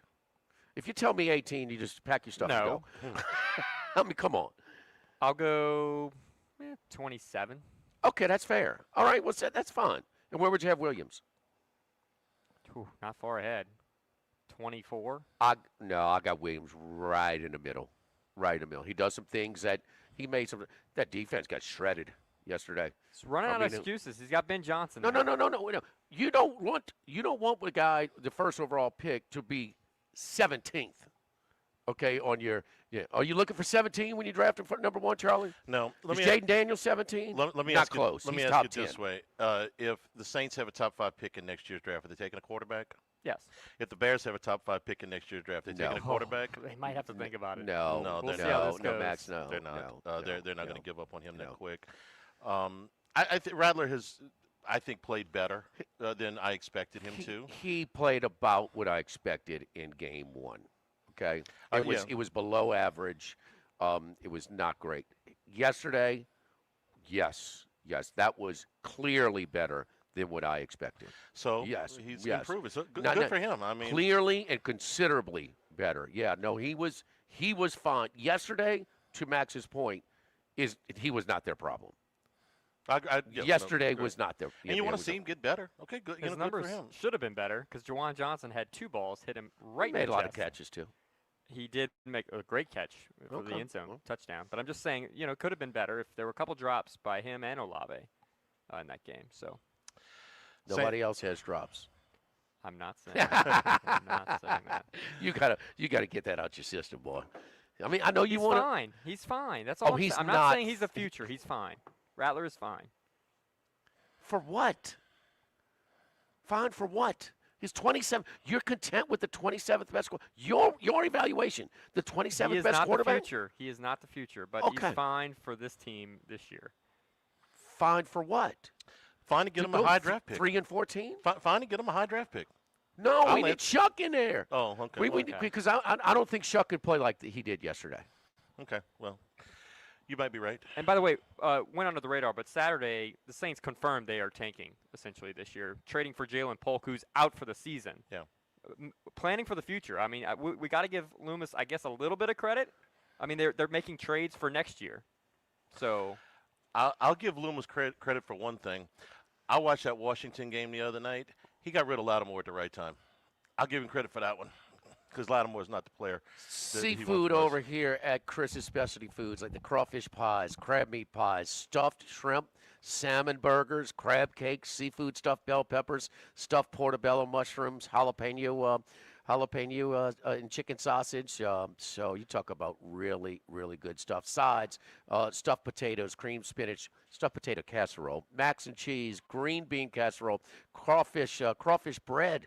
Oh, talk about smothered cabbage, smothered corn, yams, and cornbread dressing as well. Just different foods that we have here over at Chris's Specialty Foods. We're also serving lunch 11 a.m. to 2 p.m. Monday through Friday. Our special today is the soft shell crab po' boy here at Chris's Specialty Foods on Highland, right across from Rufino's. Live at lunch, live at Chris's 104.5 ESPN Baton Rouge. Live at lunch. If you're near the north side of campus, I need to remind you about a couple of longtime favorites. Highland Coffee's the original specialty coffee shop in Baton Rouge since the 1980s. My personal favorite. Love getting my cappuccino from their friendly, knowledgeable staff. Roasted right in the shop. Louis Cafe for breakfast and lunch 7 days a week. The Mitchell Omelet, Cajun Hash Browns, Big Cheesy Lou, all served up in that famous open kitchen atmosphere. In Tigertown since 1941. A couple of great spots. Highland Coffee's and Louis Cafe just outside the north gates of LSU. Get the 104.5 ESPN Baton Rouge mobile app powered by Bayou Ford and tap the microphone icon to send us your thoughts in an audio message. Your message could be played on air. Find our app in the Apple or Google Play Store. For direct links, visit 1045ESPN.com. Tigers, Saints, Southeastern Conference, all in one place. LouisianaSports.net. No paywalls, no article limits. It's just the coverage the Louisiana sports fans want. Bookmark it today. LouisianaSports.net. Since the 1930s, Supreme Rice has delighted their customers for all of your favorite South Louisiana dishes. Whether you like the brown, long grain, medium grain, jasmine, or the new parboiled rice, Supreme Rice makes your favorite dishes even better. They even have a healthy low glycemic rice, a great option for diabetics and those who have high insulin resistance. Supreme Rice is proud to be part of the Climate Smart program, which promotes water conservation and reduces methane emissions so future generations of Louisiana farmers can enjoy the same benefits. For more information and great recipes, find them online at supremerice.com. Baton Rouge, get ready for a fiesta of flavor. Whether you're craving sizzling fajitas, cheesy enchiladas, or the best margaritas in town, Las Palmas Mexican Grill and Rio Cantina Mexican Grill have you covered. Bring the family, bring your friends, and bring your appetite. From fresh guacamole to mouth-watering tacos that hit just right, it's not just a dinner, it's a celebration. So why wait? Tonight, make it Las Palmas or make it Rio Cantina, two local favorites serving up authentic Mexican taste right here in Baton Rouge. Las Palmas Mexican Grill and Rio Cantina Mexican Grill, where every night's a fiesta. Now, everybody's been to Louis Cafe by campus. Heck, it's been around since over 80 years now. We're still doing delicious omelets like the Mitchell, cheesy grits, Big Cheesy Lou, and those Louis Original Cajun Hash Browns. We now offer a pickup window. Just call in your order at 346-8221. Give us 15 or 20 minutes, and we'll have it ready for you. Our hours are now 6:30 a.m. to 2:30 p.m., 7 days a week. So next time you visit campus, make it a point to stop by and visit an old friend. Louis Cafe, just outside the north gates of LSU. This is Buzzy Hydell for the Morris Insurance Group. Outdoorsmen in the state might be having a tough time right now finding policies to fit on the properties they love. If you've got a hunting camp, a boat, or an RV that has been difficult to insure, we want you to look again. For owners or renters, the Morris Insurance Group can help you all the way to the duck camp or the fishing boat. We also have policies on coastal properties, including flood insurance to let owners protect themselves in the event of damage. For your camps, boats and trailers, four-wheelers, ATVs, and tractors, get a quote today at morris-ig.com or call 225-201-0007. This hour of Live at Lunch with Ott and Hanny is brought to you by Dana Brown at the law offices of O.C. Brown, 343-1111 and ocbrown.com. Roto-Rooter for all your plumbing needs, 925-8710. Supreme Rice, grown, milled, processed in Louisiana since 1936. United Community Bank, the local way to bank big. Tex Morris at Edward Jones Investments on Jefferson Highway, 928-8659. Total Maintenance, your one-stop shop for AC, electrical, generators, and plumbing. Service today, every day for Total Maintenance and Coastal Capital Advisors. Markets evolve. We adapt. The Live at Lunch with Ott and Hanny Restaurant Club. Sammy's Grill on Highland Road. A hometown favorite for tailgating and watching LSU games since 1988. Snow Seafood and Steak for over 50 years on Airline, Highway, and Highway 74 in Gonzales. Dozy Place for hand-cut steaks on Government Street and Mid-City. Louis Cafe, a Baton Rouge landmark since 1941. Just outside the north gates of LSU. Finbom, sushi, burrito, poke, ramen at Burbank and Lee.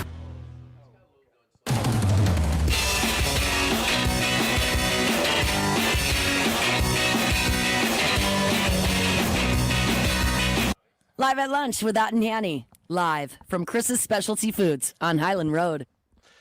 Chris's Specialty Foods are right across the street from Rafino's. Monday through Friday, serving lunch, including the the fried soft-shell crab. Fried soft-shell crab po' boy, Charlie. That's what I meant. There you go. There you go. Great day on Football Friday. Yeah, everybody won. Everybody won. Yeah, got the 5-0. I knew this was coming. 20-15 as a whole. I'm just gonna leave it at that. Did Charlie have a winning week? He did. 5-0. 5-0, Charlie. I want you to take note that I did not either go into Football Sunday or to this show peacocking. No? I've learned my lesson. Yes. No, I will do it for you. I will do it for you. The gambling overlords but it was winning. That stuff. It was winning days on both Football Friday and Football Sunday. So it's good. It's good. 72-55 lock of the week Friday. Now. Okay. Pretty good. Okay. And yesterday. I'm compiling those records now. Yeah. I was 1-1 yesterday. I had the Colts, did not, and had the Chiefs. Missed with the Chiefs. Oh, and you got one tonight. And I got one tonight. I got the Bucks tonight, and we're against each other now. You want the Texans. to talk about why? I mean, it is. Mahomes ran it 6 times against the Chargers. He ran it, 4 times. These number of rushes are going way. It's just. The one guy, the receiver, Rashee Rice, is out for 6 games. I get it. Maybe he will come back, but he is running the ball way too much for all of his accomplishments and all of it. That's not what they want to do. That's the last thing, actually, they want to do is put him in harm's way, because then they got no shot. So, I mean, and, speaking of quarterback injuries and rolling the dice and things like that, Charlie, if you want to blame anybody, we didn't. I mean, Max, brought up the point, but it is protection, and the protection has been consistently subpar. And when they gave him the money, they gave his receivers the money, everybody, but it's not flag football, and you better protect your investment. And okay, they signed a guy from another squad. Well, he was sketchy with them, and they missed on this guy. Whether it was a late start, which it was, every year they've been in the bottom 6 in protection win rate. 27-32, it's kind of a ticking time bomb. I guess. I mean, did he get hurt because of a hit? Yes. Okay. Yes. It was his left toe, his left cleat got caught in the ground. I saw the turf there, Okay, just. I mean, yeah, he folded under him. I mean, multiple guys are sacking him. Yeah. Did he get hurt? Okay, I'm going somewhere with this. Did he get hurt with the calf injury because that was of a hit? No, that was non-contact. That was a non-contact. Yeah. He had the appendicitis. He had the appendix attack. Unlucky. That was unlucky. The hand. He hits a helmet. I mean, is that? protection. Yeah. That could happen. It's kind of. I guess what I'm saying is, I don't disagree with you that the protection hasn't been good, but a lot of these injuries have just been sort of flukish. Torn ACL. I guess. Oh, that's no, that very one wasn't. much That protection. one wasn't flukish. No. But some of the other ones have been. Oh, that's two. Yeah. That's two required surgery. I'd say 2.5. I mean, the hand over injury, some, I over mean, some. The hand, maybe. Get a helmet. Yeah. I mean, yeah, I would say 2.5. I I'm mean, not saying the that's- protection doesn't have anything to do with it. I'm saying they have had a little bit of bad luck to go along with that. And Oh well, the bulk of it has been protection. Does if he not you get had rid of the ball if you had quickly, drafted too? better, okay, they understand their issues. They just haven't. The Saints have put enormous resources into their offensive line, and it's still not for the amount of first-round draft picks they have Yes, yes, invested. They yes. should be a top 6 or Yeah, so th- offensive There's line. no doubt, but you miss. Jamar Chase is on his way to Canton. Yeah. Should have taken Penei Sewell. Sorry, said it on draft You night. did. You I have been mean, very I've got to consistent in your protect him. opinion there. I've got to Yeah. protect him. I showed that I couldn't protect him this year. That was the year he was already. It's draft and he's still rehabbing. I mean, No, protect your investment. Penei Sewell, if Penei Sewell at that left tackle or right tackle, whatever, he would have taken less hits. And that's You can't. inarguable. It's Penei Sewell- inarguable. Penei Sewell would he was have? Would he maybe one of the would he have probably top pulled his 2. calf like he did again? Probably. Okay, but he would not be getting hit as much as he does, and he gets rid of the ball quick. You ain't got to worry about a Burrow, pre-snap processing and kind of anticipating where he needs to go, where coverage is and things like that. Now, will he hang in there and he's not just going to fall down? And his toughness is being a little bit added to a little bit of this risk that he will hang in there and take a hit while delivering, because he wasn't looking to get out. It just kind of caved in on him yesterday. So Very disappointing. I mean, yeah, it sucks, but you got to control what you can control. And Penei Sewell was and with Jamar Chase being the best receiver in the league, Jamar Chase is on his way to Canton, Ohio, in which it's difficult to do where the passing numbers are greater than it have ever been. Because if you compare guys, receivers now, they're playing more games. It's more of a passing game that you're going to pass up the guys that played 10, 15, 20 years ago from you. So they got more candidates, and he's gone. He's going to be in Canton, and still you got to have to protect. Who's the young guy that caught the ball yesterday? Is it Tipton? Which is the young receiver for Cincinnati? I think he may have caught a touchdown yesterday. Tipton's a Saint. No, yeah. Or was a Saint. What's this guy's name?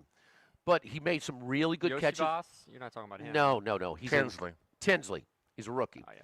And he was a kind of a camp star.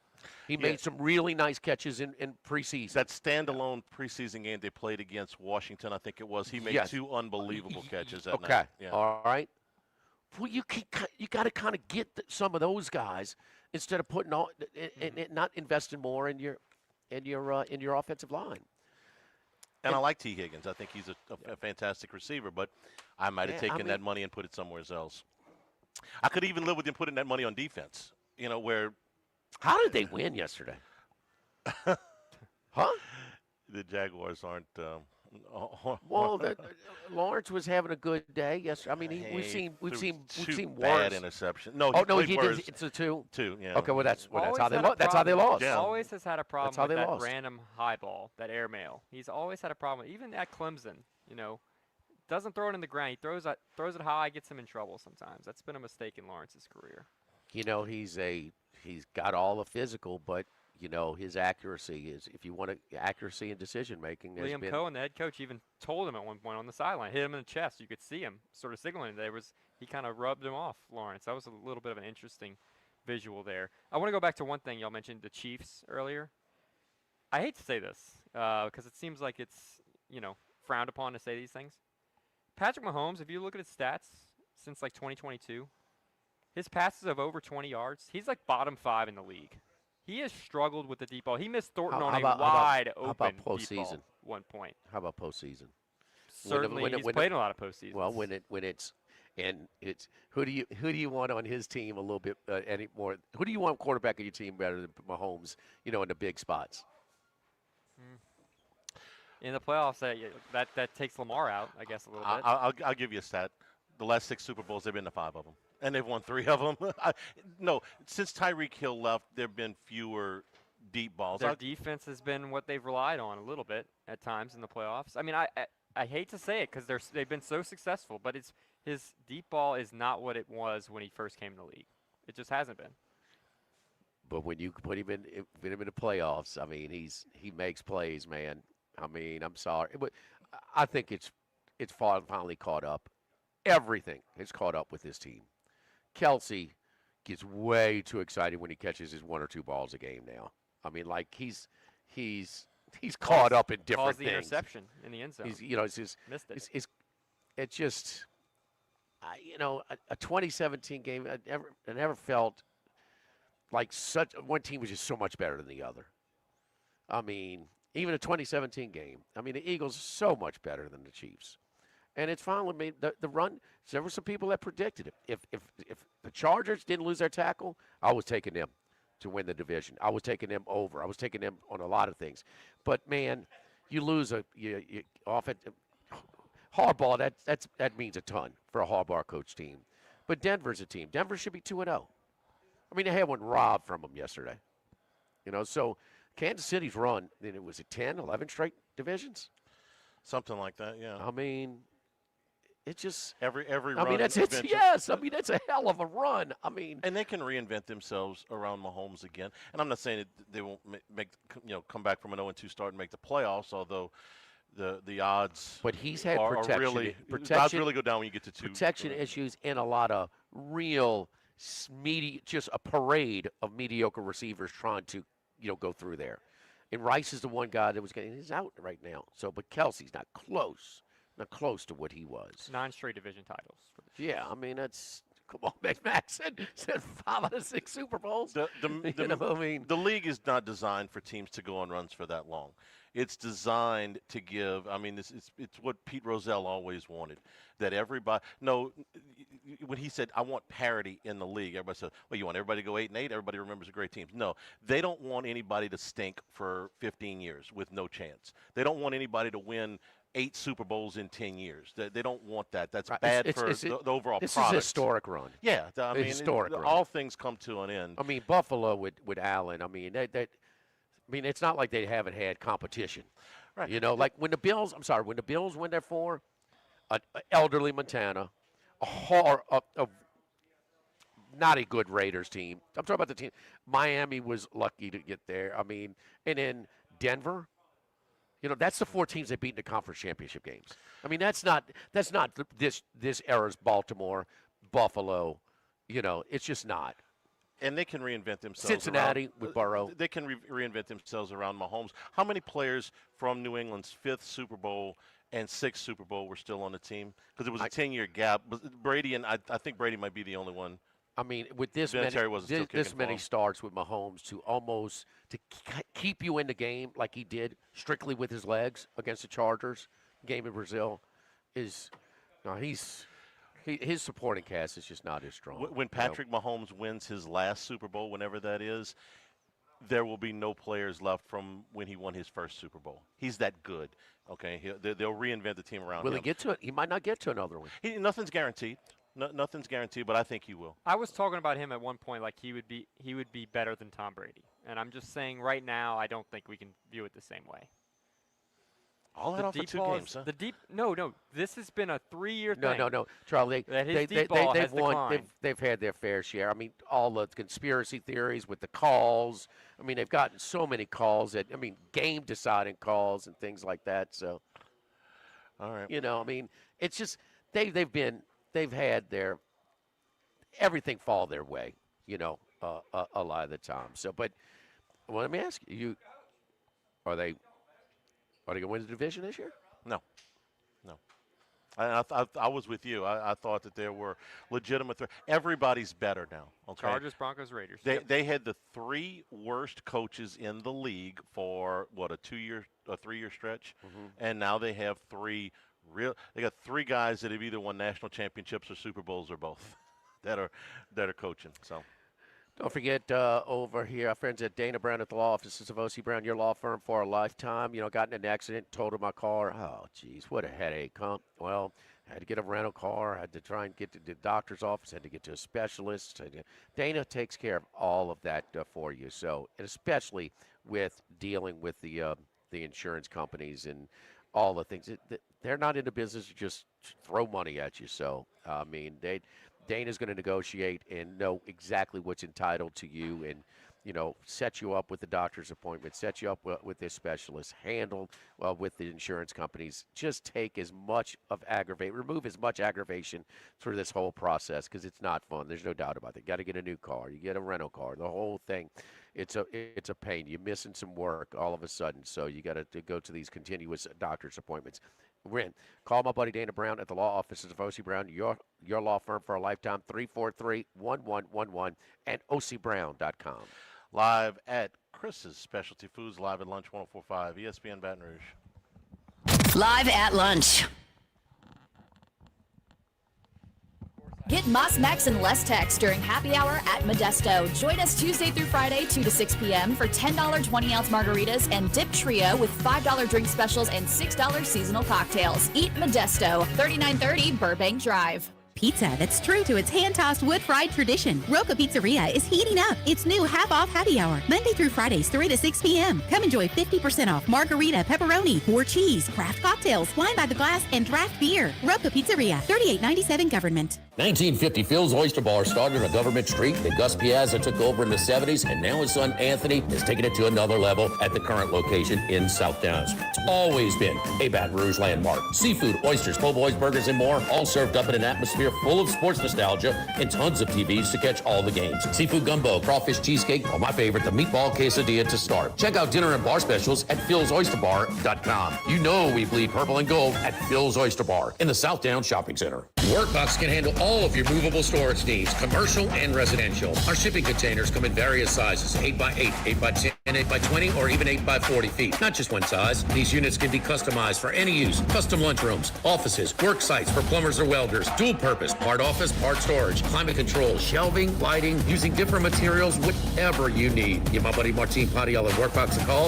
at 343-4886, 343-4886, and workboxllc.com. This is Charles Hanniger for Coastal Capital Advisors. When it comes to retirement, no two situations are alike, so Coastal Capital Advisors will tailor a plan for your family's needs, no matter your age or your financial situation. The bottom line is Coastal Capital Advisors will work with you and build a lifetime relationship. I know, because they work for me. For more information, contact Philip Fontenot and his staff at 337-981-1376 or online at coastalcapitaladv.com. Advisory services provided by New Age Advisors, LLC, doing business as Coastal Capital Advisors as a registered investment advisor. Securities offered through New Age Securities, Inc., member FINRA, SIPC.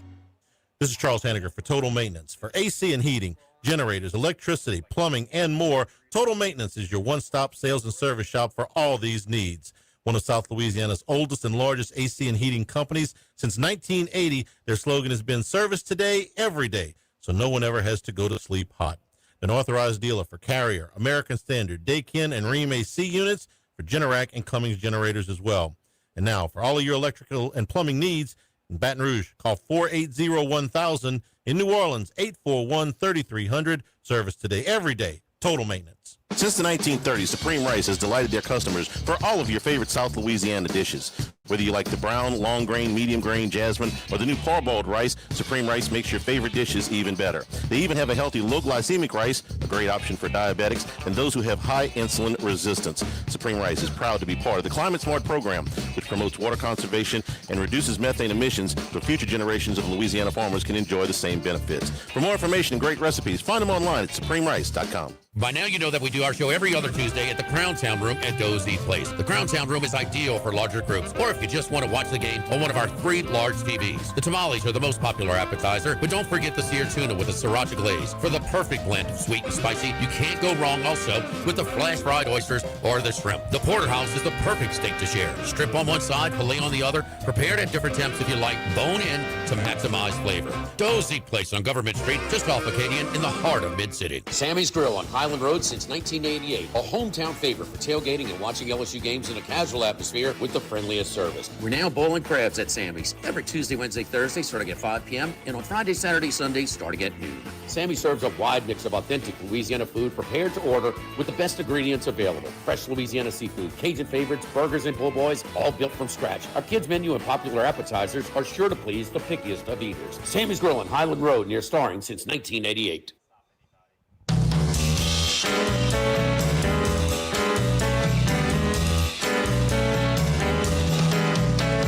Live at lunch with Ott and Hanny. Live from Chris's Specialty Foods on Highland Road. And return here for a few minutes before we take you to the Brian Kelly press conference. See what he's got to say after a chance to look at the film. You know, he was, after the Louisiana Tech game, he was not exactly over the moon. Showed up Monday in a much better frame of mind, he said, than after he got a chance to look at the film. We'll see what he thinks after he's looked at the film this time. Said that. You know, the beauty of the post game is you capture the emotion, and he's gonna tone it down today. He's already apologized. Said he's got to do better. I Something guess to that sort. Yes, listen, it was very evident to us on the post game what we thought he was doing, which was. It wasn't that it was Michael. It was whoever asked the first question about the offense was going to get it, because he's shielding. In my opinion, he's shielding, because if he becomes the story and it's him going on a rant or whatever, then you're not talking about the offense or the quarterback or the OC or whatever. He's doing what head coaches are supposed to do in a situation, which is take some of the pressure off. Now, how he chose to do it, that's up to him. I didn't think it was, I've seen worse, put it that way. But I thought that's what he was doing. He was shielding. Saban used to do this all the time. Outside of our little bubble here, there's a lot of people. There's a lot of people that cover college football, analysts, whatever, and talk about LSU struggles in offense and how good they are on defense. I mean, that's their team, right. And so it's not just us. Now, the one that tickled me, micro-analyze everything we do. You're in Baton Rouge. Okay? This is 7 a.m. to 6 p.m. Every day right here. Right. You're going to get micro-analyzed. Yeah. Okay? There's plenty of places you can coach where nobody cares. Yes. This level anyway. Yeah, it just it's Columbus, Ohio. It's Birmingham, Alabama. It's Athens, Georgia. This is you getting microanalyzed, man. That's what he came here for, really. I mean, he wanted to come somewhere where he thought he could win a championship, and this is what comes with winning a championship. He's a big boy, and that's why he's really hot, because he's got a shot. Yeah. But not with the offense performing at this level. He knows it's going to catch up with you. He knows they got to. It could have easily caught up with them on Saturday night. Florida's too undisciplined. The coach has no control over that roster, and that's the biggest indictment. I mean, it's almost like you watch a play now. We train okay, where's the replay? What's going to be the will it stand? Mm-hmm. Will it stand? Will it stand? As a Florida fan, any play you make, you go you got to look at the field for flags. I mean, it's a flip of a coin, and it got them. That play stands, and Florida's up 2 scores. Feels a lot different. Oh, man. God knows in Lagway's head. I mean, we asked Roe yesterday. It's like, what happens if he makes that play? Man, his confidence is way up. 30. Does he throw other interceptions? I don't know. Maybe not. We'll see. All right, we're here at Chris's Specialty Foods on Highland Road, across from Rufino's, just off of the interstate. Come on by and see us here for lunch. We're going to take a break, go to the Brian Kelly press conference, and we'll be back on the other side to wrap up the show. Live at lunch, 104.5 ESPN Baton Rouge.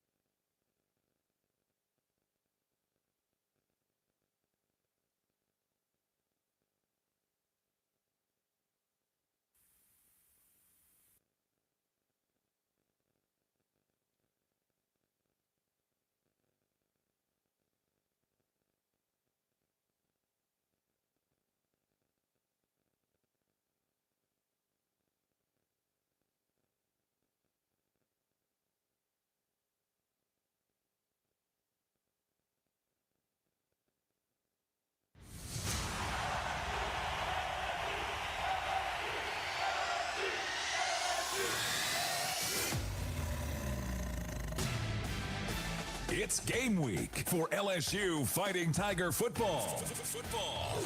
This is the Brian Kelly Press Conference, presented by the Louisiana Farm Bureau Federation. This weekend, the Lions of Southeastern Louisiana travel over from Hammond to take on your Tigers at 6:45. We did whatever was necessary to win the game. Defensively, obviously the 5 turnovers, playing to our defense, holding somebody to 10 points that has talented players on the offensive side of the ball, finding a way to win the game. Really proud of our group. Coming up, head coach Brian Kelly sets the tone for the Tigers this week and updates all things LSU football. But first, with a preview of this week's matchup from inside the Capital One studio at legendary Tiger Stadium, here are former Tiger Gordy Rush and the voice of your Fighting Tigers, Chris Blair. Good Monday morning, and how about those Tigers? 3-0 to start the 2025 season, coming off a 20-10 victory over longtime rival, the Florida Gators, on Saturday night. Welcome into the Brian Kelly Press Conference. Coming up at noon, we will head over to football operations as the Tigers once again step back out of conference after moving 1-0 in SEC play. They'll welcome in the Southeastern Louisiana Lions. 6:45 will be the kickoff coming up on another Saturday night to finish up this early season 3-game homestand. And Gordy Rush, I mean, my goodness, it's great to be a Tiger on this Monday. It was certainly great to be here on campus all weekend long, but certainly Saturday from the start to the finish, just the way we like it. Well, very, very few times do games turn out just the way you think they're going to be. And everybody was talking about Florida had lost to South Florida last week, and are they not going to show up? And what's going on with Billy Napier? But that was not the case. This team came ready to play. It's LSU and Florida, the same that's been the last 30 years. It was a rivalry game. It was physical, got a little nasty at times. It was a close football game, and it was a great football game. Yeah, I mean, it got started. It wouldn't be LSU Florida if it didn't start well into the pregame hours. And as you said, there were some times where guys had to be separated, playing to the echo of the whistle, as Bobby Bowden famously said. But let's start defensively because, Coach Kelly talked about it all week. I mean, this Florida team, while being 1-1 and losing to South Florida, still has a lot of big name players on the offensive side. Jaden Ball, obviously one of the better runners, individual runners in the SEC. DJ Lagway, again, has a powerful arm. He's played well, certainly did last year in managing that win for Florida over LSU and kind of springboarding them into that 5-game win streak. It just seemed like LSU defensively, though, was on another level. I mean, you can check the box. I think the scheme, the calls were correct. I mean, you lose Weeks early in the game, which we may have time to talk about it, the disqualification. I think there's got to be some tweaks to the way we handle this. I understand why we did it. I think overall for college football, you see less of the launching, the more flagrant style targeting. So I think there's got to be some tweaks there. But Wes Weeks goes out eventually after having just stepping up big time. But check all the boxes. Right. Scheme was great. The tackling, once again, was superb. Not many missed tackles. It was hard for Florida to get away once they had the ball in their hands trying to make a move. It was just spectacular to watch. It was a great effort. Again, the third consecutive week this defense faced what I'd call a dual-threat quarterback, somebody that could beat you with their feet as well. And what they've done such a great job from the first game against Clemson is putting so much pressure on this quarterback, taking the quarterback out as a runner. And in this game, Langley had 9 carries, including sacks and what have you, for just 19 yards. And when you take away the run game and you hold a guy like Jaden Ball to just 46 yards, then you can tee off and turn them one-dimensional, and they did that. And DJ Langley was throwing off of his back foot.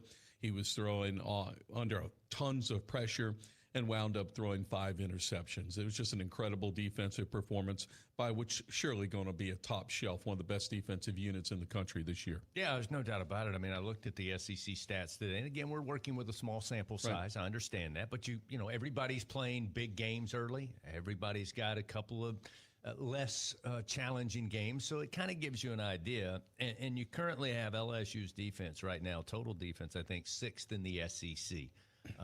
Your scoring defense is second behind Oklahoma, and they've been awfully stingy, to say the least, through 3 weeks of action. And again, the great news coming out of another great performance where I think that's what everybody's talking about. When they talk about LSU, they lead with defense. No question. And it's no question why. But you come out of this game doing everything that you wanted to do to kind of disrupt Florida. I think they were a little surprised that Florida, at least this is what you hear mainly coming out of the Sunshine State yesterday and today, is that we didn't try to run the ball more. I still think LSU was equipped and ready to handle it had they done. And that's taking nothing away from Jaden Ball. But it was kind of surprising that it seemed like they were basically saying, all right, DJ, go out and win it with your arm. Well, look, especially after the way that he was inconsistent the week before at South Florida. You know, there's an old adage in football that you're going to take what the defense gives you. And when LSU has that many athletes on the line of scrimmage and they're putting 7 players in the box, and the 7 players, Harold Perkins, and everybody knows that he's a downhill football player, then you want to take what the defense has given you. You know, unfortunately, Florida didn't execute well when they had opportunities to beat man coverage. They were not able to beat man coverage. Langley threw some errant passes. And again, I think that LSU defensively has been able to dictate to other teams that we're going to take the run away. We're coming after you, and you're going to have to plant your feet, and you're going to have to win those one-on-one matchups on the perimeter if you want to beat us defensively. It's amazing when I think back to last year and even the year before with all the heroics offensively. If you had said to me you're going to go into a Florida game against a quarterback like DJ Lagway, who, again, has a very strong arm, wasn't very accurate the other night, but you're going to put 7, maybe 8 in the box and trust your secondary against really talented receivers. And that's exactly what we saw, as you pointed out. And, again, 5 interceptions. I mean, that's a game-changer defensively. No doubt. I mean, I think a year ago, LSU was a team that got out physical, right? And it was that offensive line. Again, Florida returned a lot of good players on the offensive line. They had great skilled people. We talked about the quarterback and the tailback certainly being very talented athletes. But this is what LSU's been able to do with this new roster. You know, they were able to keep a lot of the key players. They were able to get some people back healthy with Weeks and Perkins and Guillory. And then they just hit the portal and got some top-tier transfer portal players. And you see the difference they've been made, especially in the secondary. When you have Mansour Delane out there playing the way he is, and Halsey and Cooley at safety that can come down and play man-to-man, and sure tacklers. You can be that aggressive when you're that seasoned and that aggressive on the back end. No doubt about it. Again, you know, Halsey with the interception. Deshaun Spears put the stadium on 11 with his pick 6. He had 2 on the day.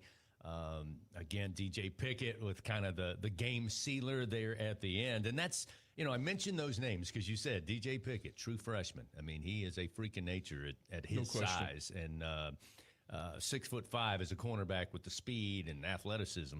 But because I mentioned Whit Weeks goes out, Wes Weeks goes out, suddenly you're having to go pretty deep into that linebacker room. And of all the great things we saw on Saturday night, when I got up on Sunday morning, I thought we called a bunch of young players' names, and they made big-time plays. And that's how deep this LSU defense is. No question. I mean, first off, Devon Keys was one of the higher-graded players for LSU and had to step in for Weeks. He had 15 tackles, right? 7 solo, 8 assisted. And then Tylen Singleton came in and had to play a significant amount of snaps. And then Little Weeks, if you want to call him Little Weeks, he's really not little, but Zach Weeks comes in. And he's thrown in the middle of the fourth quarter of this Florida game, in which you've got so much eye candy and misdirection, really tough scheme for young linebackers to play in, and he did an excellent job. You know, you look at the SEC, again, there's a handful of conference games already played. The good news is LSU moves to 1-0. That's as good as they can be at this point. Ole Miss off to a 2-0 start. Georgia got the big win over Tennessee. Vanderbilt with what I think was an impressive test and passed that test with flying colors at Williams-Brice. They go to 1-0. Number of teams, obviously, without a conference game, and then you've got a few that started off on the wrong side. Arkansas, Kentucky, Carolina, I mentioned, and Tennessee. A lot of way to go, and that'll transition my talk to the offense. Right. Obviously, you get the win, 20-10. Coach Kelly was very vocal, and even was again today. You know, he was emotional as he talked about following that game. but said, hey, look, the offense is not where we want it to be. We want it to get better. I was looking at the numbers today, again, with a small sample size of SEC play. Currently, the Tigers' scoring offense is 16th in the league at 20 points per game.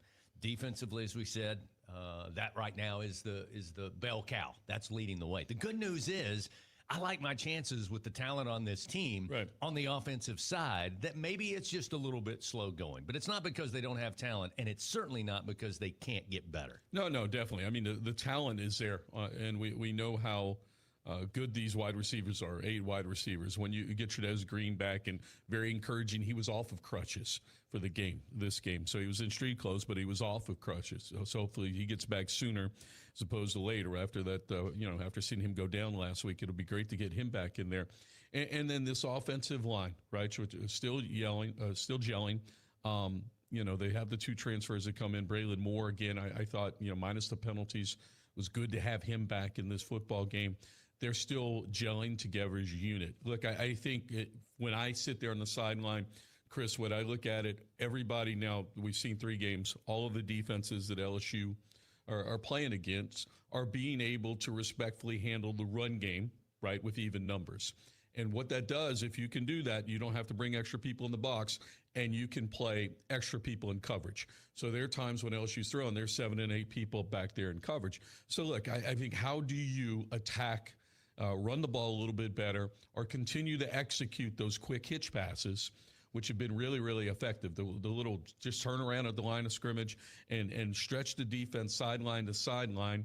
And that's kind of like a run, but it's effectively you're getting that man-to-man matchup out there. And LSU's had success in the big games against Clemson and Florida do so. But I think improve upon those things, right, and run the ball with a little bit more effectiveness, and I think it'll open up some more passing lanes. Well, to your point, you talked about using the short, quick passes as an extension of the run game. We saw in the game on Florida, after having some success doing that, to your point, getting the defense going side to side, a couple of the big plays came in the middle of the field. Aaron Anderson, Bauer Sharp. I mean, that's kind of what you're leading to. I mean, if that's the way the defense wants to play and they're going to put 7 or 8 in coverage, let's get them close to the sideline and attack the middle of the field. I'll tell you, I think LSU's probably faced more too high safeties this year than they did last year. And really surprising from defensive coordinators that don't always play a lot of too high. And Tom Allen with Clemson, and then Ron Roberts, who used to be a head coach at Southeastern, has been with Dave Aranda, is known for bringing a lot of packages. They opted to play coverage. So, look, I think there was a different way. And one of the good things I thought LSU's offense did do was that they did stretch the field horizontally, got the linebackers moving, and it opened up seams behind the linebackers in front of those 2 deep safeties. And your biggest plays, I think there was one to Anderson, the touchdown pass to Moore, and then the one to Sharp, right, for 60-plus yards late in the game, and you were able to ice out the clock after that.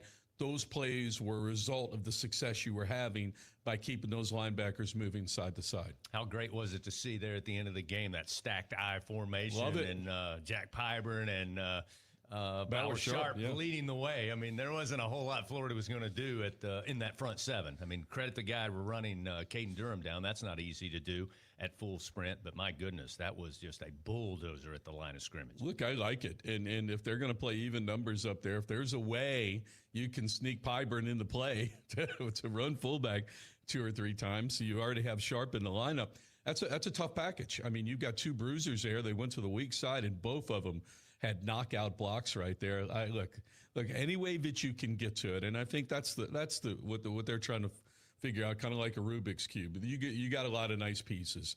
How are we gonna put them together best? How are we gonna kind of narrow down who we want to be and go execute those on the practice field with enough reps that you can execute at a high level come Saturday? Again, LSU off to a 3-0 start since the 2019 season. They get the win 20-10 over longtime rival Florida. They step out of conference. They'll take on Southeastern Louisiana. Coming up in just a few minutes at the top of the hour, Coach Brian Kelly will address the media and talk about the plans this week and what he wants to see his team improve upon in all phases going into the 4th week of the season. We'll talk a little bit about the Lions. They're 2-1 on the season. We'll do that after this quick break.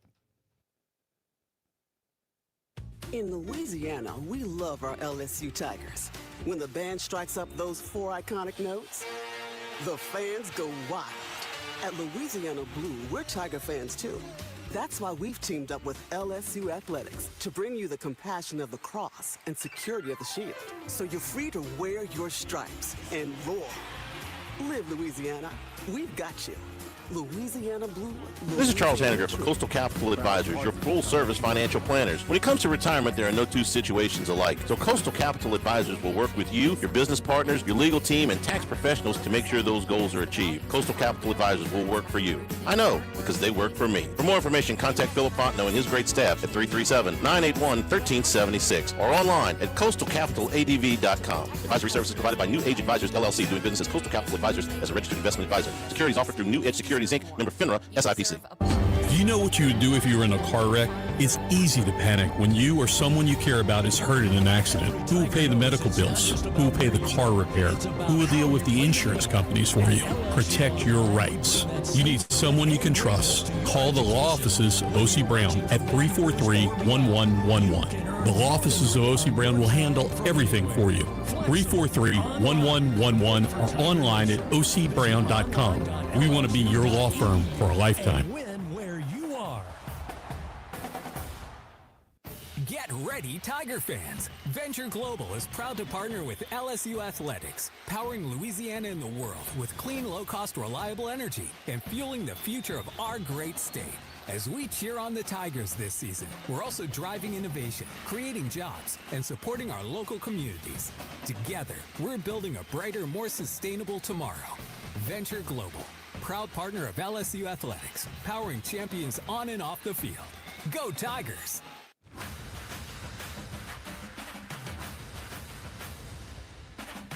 Coming up, Coach Kelly addresses the media on this week's preparation.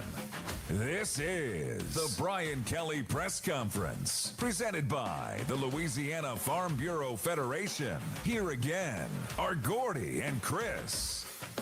Indeed, coming up in just a few moments, maybe 3 minutes or so, Coach Brian Kelly will join us all from football operations and the team room, discuss Saturday's win over the Florida Gators, 20-10 to move to 3-0, and then set the table for the matchup this weekend to end this three-game homestand against Southeastern Louisiana. And Gordy, Southeastern comes in. They are 2-1 on the year. Obviously, they opened the year at Louisiana Tech, shut out there 24-0. And since then, Coach Selfo has been able to really ratchet up the offense a little bit. They're scoring a good many points. You know Coach Selfo very well. What do you think his mindset is for his team coming over here to take on the Titan LSU Tigers? Do you want to, personally, me knowing Coach Selfo? It's like, Gordy, I want to come over here and stay healthy and get a paycheck and get out and have a good showing. That's what I thought. Look, I think they want to keep, what are you going to do against this LSU defense is what he's thinking. And interesting, he has two quarterbacks, both from the transfer portal. Carson Camp is more of the thrower, came from Sacramento State and San Diego, two destinations. And then Kyle Lowe throws the ball a little bit, but he's run it as well. In fact, he leads the team in rushing yardage. So two different looks, and they play both of them. And again, I think trying to find yourself against a really good defense, and then, you see what you have on the other side of the football here is they've always been competitive in Southland Conference play. It's a great opportunity for his program to come play on a high stage. For LSU, it's one of those matchups again, and coming off a week where you had to play some young guys, and I emphasize because you had to. Right. I think the mindset this week is hopefully we get to play some younger guys because we want to. Yeah, and you got to question. Look, I think both teams. You want to get your starters some play here, and if the outcome, which we expect at some point, is going to be decided, say by halftime, you get a chance to play some younger people. I think for LSU especially, a couple things. You've played a lot of people already. I'd love to see Michael Van Buren get some action, right? He had an outstanding freshman year at Mississippi State, didn't get a chance to play in the Louisiana Tech game. I know that means that Garrett Nussmeier in the offense really needs to be hitting on all cylinders because that's first and foremost. You want to get the offense going. Love to see a little bit of Michael Van Buren. The second part is that second offensive line. There's some really talented players that played some valuable snaps in the bowl game. That, Eccles got a chance to play a little bit in this game, and we'll see some of the backups and the Bo Bordelons and people like that.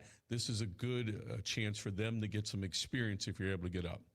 Again, the game will be this Saturday at 6:45. We don't have the time yet for Ole Miss, but we should have it here in the coming moments. But right now, we're going to send it over to football ops and head coach Brian Kelly. Is this our new technical advisor?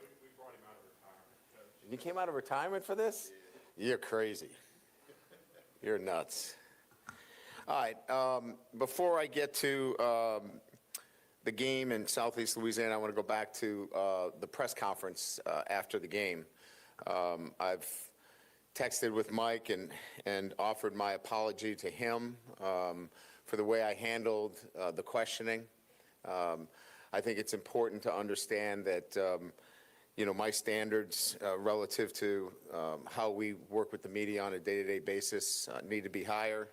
And I take responsibility for that, and I'll be better in the future. And understanding also the way I'm thinking after a game, and we've mentioned this a couple of times in here, the emotions of the game right after it. I haven't watched any film. It's difficult to make those assessments of specifics. And I'm going to defend my team. I'm going to defend my players first and foremost. But having said that, I publicly apologize to Mike, and he's an outstanding reporter. He works hard, and we'll do better moving forward. So I just wanted to address that in the outset. As it relates to the game itself, obviously, it was a great atmosphere. I think our fans did a great job of showing up as we kind of challenged them last week to make that a home field advantage. I thought they really did. And it was not just the wristbands. It was being involved in the game, making it a difficult place to play.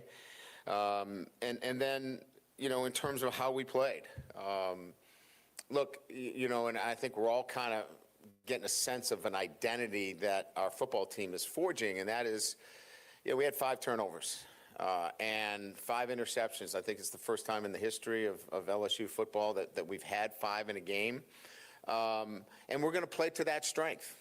And we did offensively on actually 3 occasions when the analytics said to go for it. I decided to punt the football in that game to play field position, and it came up big for us because it resulted in a score.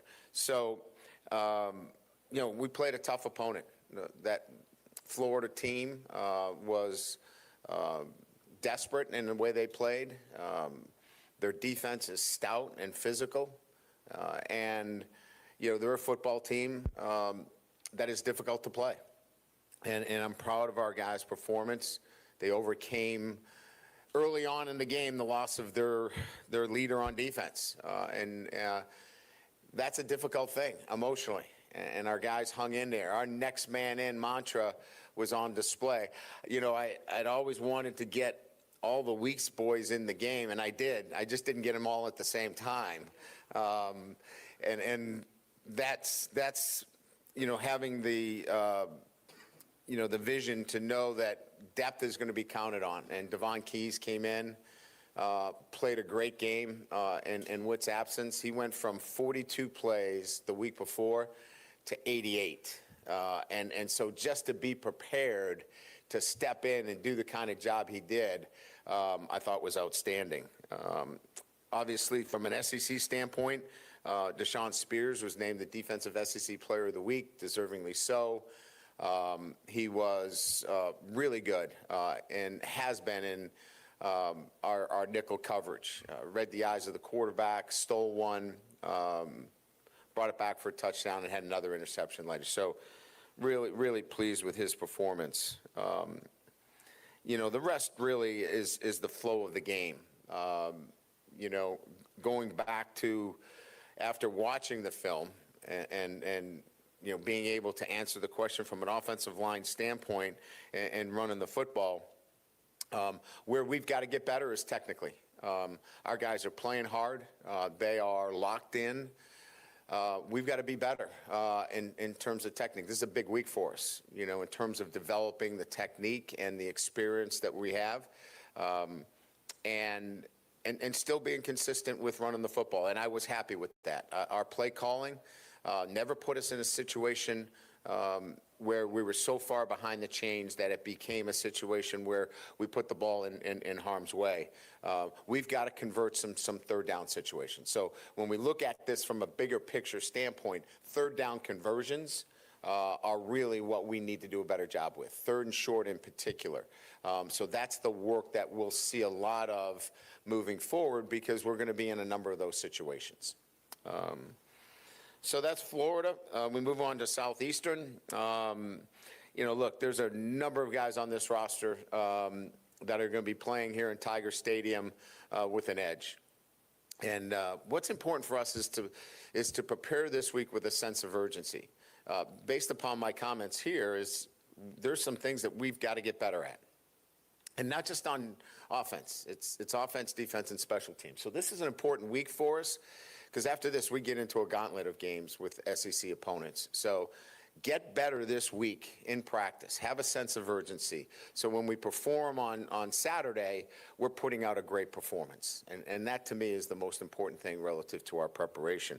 Coach Selfo, I've known for a long time. He's an outstanding coach. He's certainly well acquainted with the state of Louisiana. And certainly they're coming off a nice victory this past weekend against Mississippi Valley. Again, they run a couple of quarterbacks. This is an offense that, we're going to need to be one-dimensional. Again, looking to stop the run. And then from a defensive standpoint, they get some really good players. The Proctor kid is an outstanding player, very twitchy. He's a lot like our guy, Gooden. He is active, tackles for a loss, and Reno, the linebackers all over the field. So they've got good players. They're going to be excited about this opportunity. We have to work on ourselves this week with that sense of urgency and working on the technical part, the tactical part, so we put a great performance together on Saturday. So we'll open it up to questions. Following up on two of the things you just talked about with the offense, how do you get better technically up front, as you said, and when third down, what's the approach to try to fix that at this point right now? Well, our efficiency has been pretty good. I think it's more specific about short yardages. And the short yardages of the year is, as you know, we had a couple of them where we came up right short at the sticks. I think that's just continued to have an emphasis in our week of preparation on short yardage inventory plays, right? Because last year we were going for it on fourth down. That's my whole point. Last year we were taking the analytics and running that as a third and a fourth down play. So if we got to, 4th and 1, we were going, But this year I'm playing it a little bit different based upon the strength of our defense. Last year we needed to score more points. Now, as we move forward, we're going to need to do both, right? So I think that's really about how we operate in the week of practice in terms of developing an inventory. These are our plays. This is what we're going to look at in third and short situations. We just have to continue to develop. We're playing a redshirt freshman at right tackle, and we're playing a group of guys that are playing together. Paul hasn't played a ton. Cohen hasn't played a ton. Tyree hasn't played a ton. So these are guys that are still growing and developing. And I said this after the game, I'm bullish on this group. I think they're going to be really good. As we can continue to develop, they're going to be a good group, but we got some work to do. Coach Garrett Nussmeier, are there some mechanics and things that maybe he's gotten away from that he needs to refine a little bit, or what do you see out of him? I'll be honest, and I wasn't going to get into this, but with you guys I will. He's been slowed a little bit with a torso injury, and he's fighting through it, and he's getting better. And he's not going to be able to really shut it down until we get to the bye week. And I'm not saying that has had any of his troubles. I think he is a symptom of what I just answered from Wilson in that, we're not ripping it, on fourth down. We're taking some plays away from him as well. And he's done a really good job. I think he managed the run game as well as he has all year. We got to let him get the ball out to the playmakers. That would be more of what has to happen. And then we've got to keep him healthy. That's the most important thing. You mentioned after the game that you might use more I formation. You don't have a fullback on the roster. So what do you do at fullback? Well, I mean, when we're fully, loaded relative to our personnel, you can use your tight end in that position. And a lot of times he is today. Matt, the tight end in the NFL really is the fullback. Very few have a fullback on the roster unless he's just a, outstanding special teams player as well. But the point I'm making is we need to get into formational looks that allow us to have the best success in third and short when you know everybody in the building knows you're going to run the football. And so whether that's a fullback or whether that's two backs in the backfield, whether that's, running the quarterback, all of those things have to be on the table. Pyburn looked really good at fullback. I don't think we're going to change his role to just fullback, but certainly could play on both sides of the ball. I have a question about the defense. Yeah. Just can you kind of clean some things up with Witt? Is he available? And then just elaborate a little bit more on West. And then the rest of that room, how much they did step up and kind of hold the rope there. Yeah, I think, Witt's situation is kind of what I talked about, right? And had a conversation. That's something that we're going to have to deal with after the season when it comes to rules and things of that nature. We all know, I think we all understand what targeting looks like, but trying to make a play on a runner and he ducks his head and you make a tackle, to throw a guy out of the game for that, obviously you've heard my feelings about it, and I think there's a lot of people that agree. So he'll be back, right? He'll be able to play this weekend. West was a calf injury. I said to our staff in the meeting, to Blake, it was a gastroc injury. And he's a Tulane grad, but he still didn't know what a gastroc was. So I thought that was a good thing for a defensive coordinator not to know that. But anyway, it's a strain. So it's the same thing, right? Is it a first degree, second degree? It just depends on how he responds. He'll be back out on the field, whether he's ready to go. I think we've listed him as questionable. We don't have to do that, obviously, because it's not an SEC, but I think he's questionable. We'll see how it goes during the week. And finally, I'm sorry. Look, I'm piling on, right, to your question. But you mentioned about depth, right? And I want to mention him again. Devon Key's coming in. Tylen Singleton coming in. Those guys had to step up for us in a big moment. We had a lot going on. We're calling blitzes, simulated pressures, and those kids did a really nice job. Coach, with Garrett and with the passing offense in general, how much of what you guys are trying to do with the passing offense is also kind of a reflection on the state of your offensive line and, wanting to help those guys as they, try to gel and come together? Yeah, look, I would be honest with you. We didn't give up a sack, and that is a really good defense. That is a really good defense. So I'm pleased there. I mean, if we need to go out there and throw the ball 50 times, we're capable of doing that. I'm not sure I want to play that way, nor do we have to. Now, there's going to be some times in the SEC we're going to have to score more than 20 points. Let's get that straight. I think we all know that. So this is about continuing to develop the areas that need that work, and it's our running game. I believe we can throw the football every down if we need to, and I believe that we can protect effectively. So this is really about trying to work on your weaknesses and develop them as we go through this week and moving forward. No specifics, but are you happy with the start of your 2027 recruiting class? Very much so. Yeah, very much so. It gives you a glimpse at, obviously they watch our defense play. A lot of those guys, the defensive commits were there. Obviously, we have some offensive commits there that are exceptional, and I still think there's more out there for us. So pretty excited about the momentum. Yeah, Brian, your offense this year has probably been at its best with a little bit quicker tempo and no huddle. How do you decide how to balance that without wearing your defense out? It's a great question, and we felt the same way, right? That maybe we were trying to be too perfect, right, in our play calls. Let's just go play. Let those guys get the ball in space and play. And the same thing with Garrett, doing a little bit too much, checking every play. He's so smart. I mean, he can manage the whole thing, but sometimes, less is more. And I think as you continue to go, into the fourth week, we're developing what that identity should look like from an offensive standpoint. Obviously, there's a lot of aspects on offense, coaches, players, and whatnot. But for those who are critical of Joe Sloan and the job he's doing as the offensive coordinator, what would you say to them? Yeah, I had to answer questions of being critical with Blake last year, right? I mean, he is doing what he's asked to do to manage the games the way we need to play. We have a top 10 defense, I believe, in the country. And we need to play to that strength. And so sometimes you have to pull back a little bit here and there. He's being a great coach from that perspective. Because, look, you know, offensive coordinator, they want to score points too. But sometimes I'm tapping the brakes here a little bit in those situations because that's going to be the identity of this football team. Going back to the targeting situation. Yeah. Should there be the equivalent on that, like you have in basketball, of a flagrant 1, flagrant 2? Stop making sense.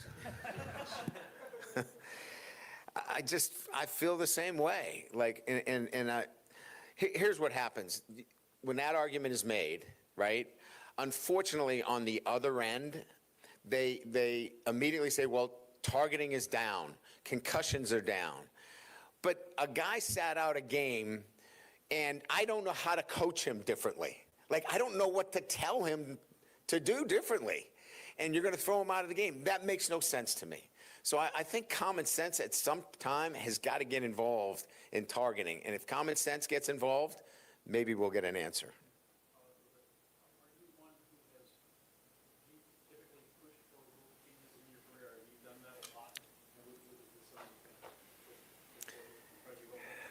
This is a story that I'll talk to you off the record. But I have been very vocal on this issue, and to the point where they know where I stand.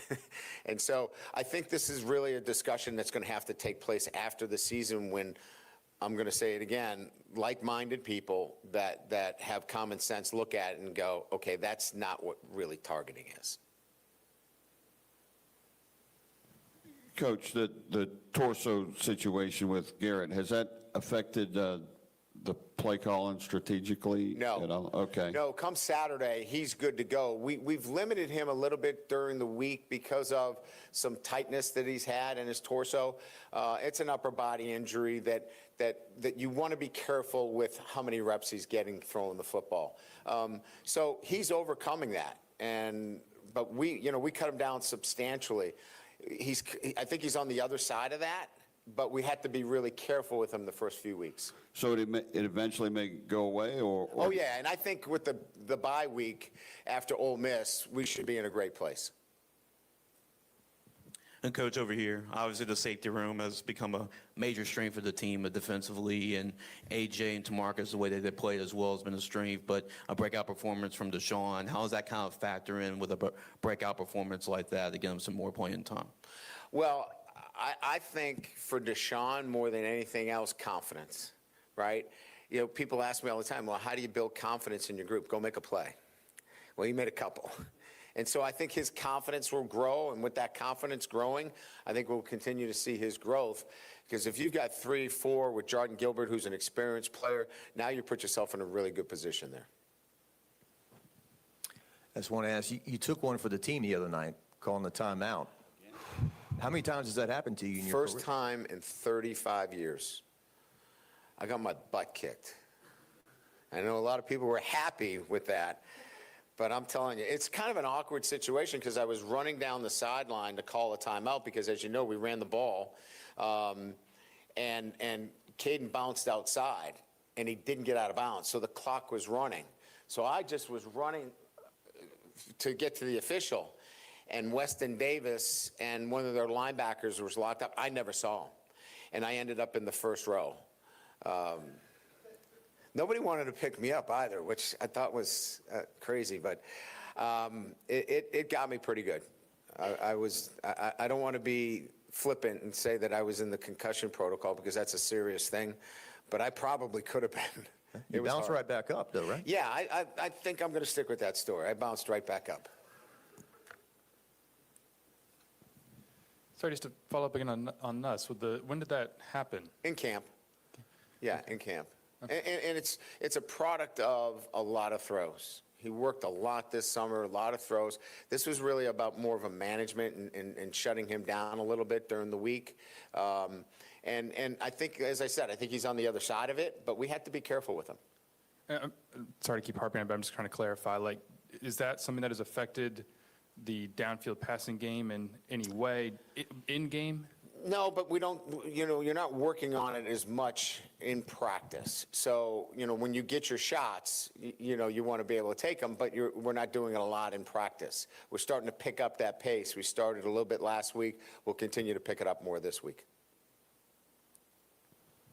I don't want to speak for you, but taking it back to Saturday, I think maybe what you were trying to explain to me was maybe managing expectations a little bit. I guess in hearing what you're saying about the offensive approach that you're going with going forward, I'm just curious, how does that play with the team, especially the offense, and super skilled wide receiver room that you have that maybe now they have to maybe adjust their expectations as well?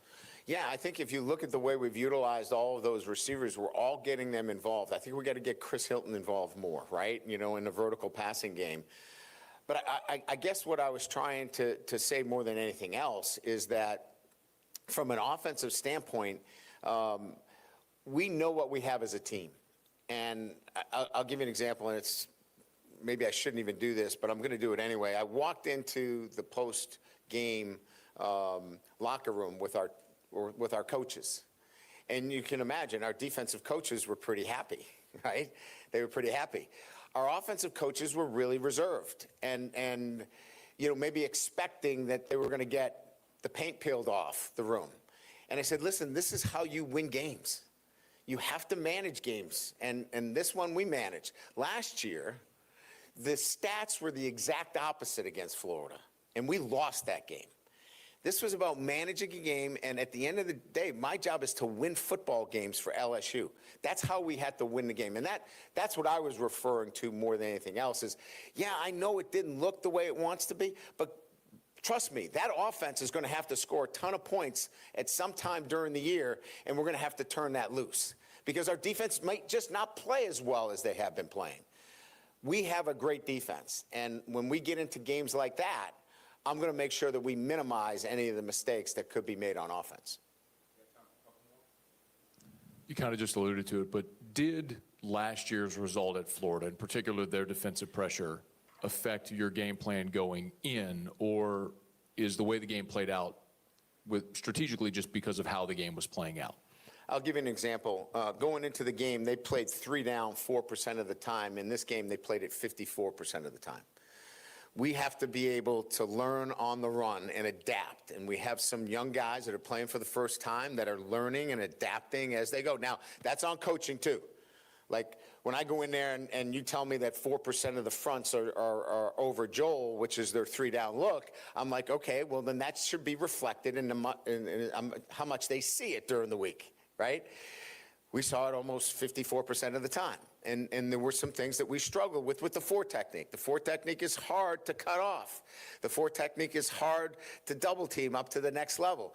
That's on us. As coaches, we got to be better in those situations. But our guys are going to be better because they're learning those things and adapting to those things on a day-to-day basis. Specifically with the downfield passing attack, how has it been a little bit more difficult to sort of generate that given just the state of this developing offensive line?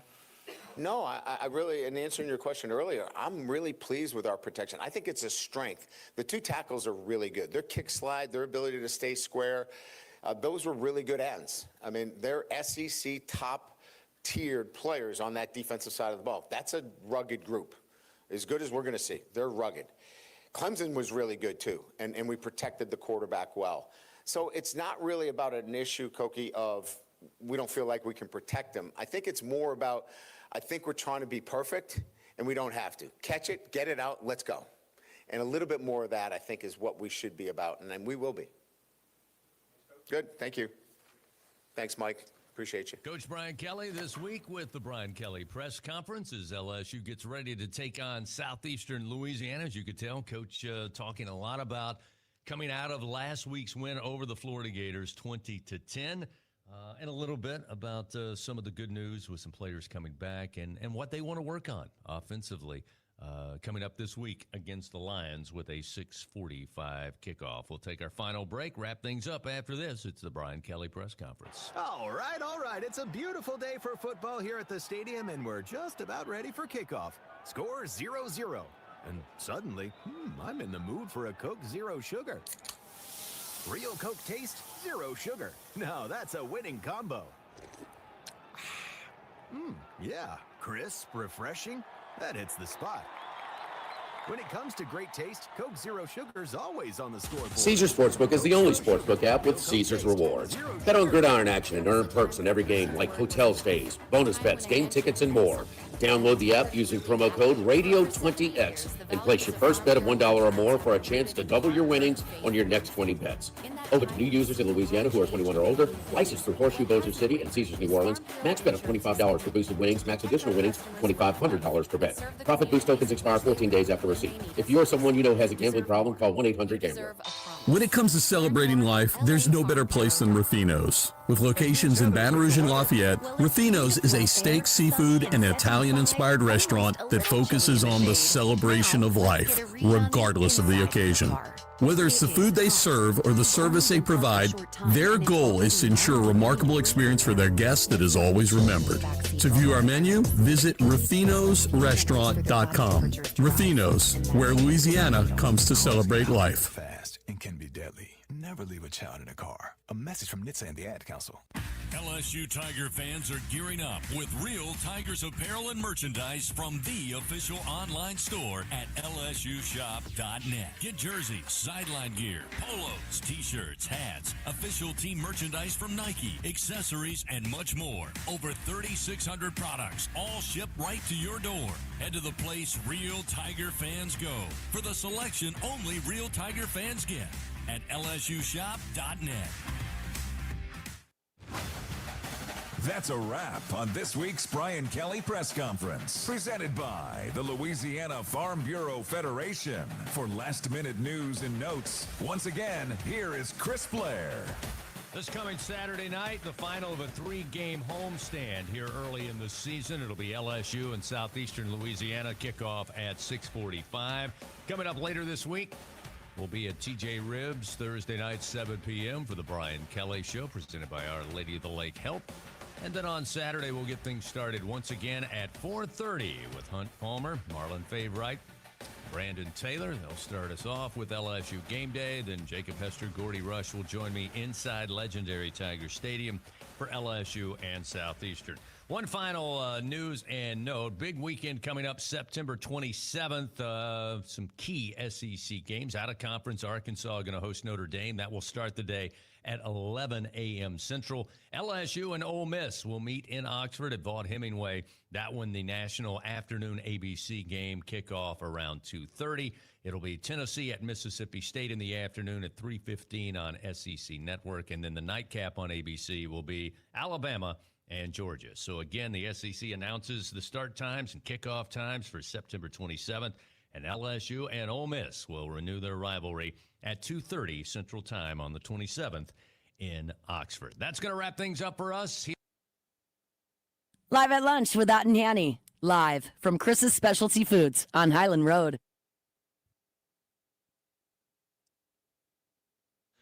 And we return here at Chris's Specialty Foods on Highland Road, just across the street from Ruffino's.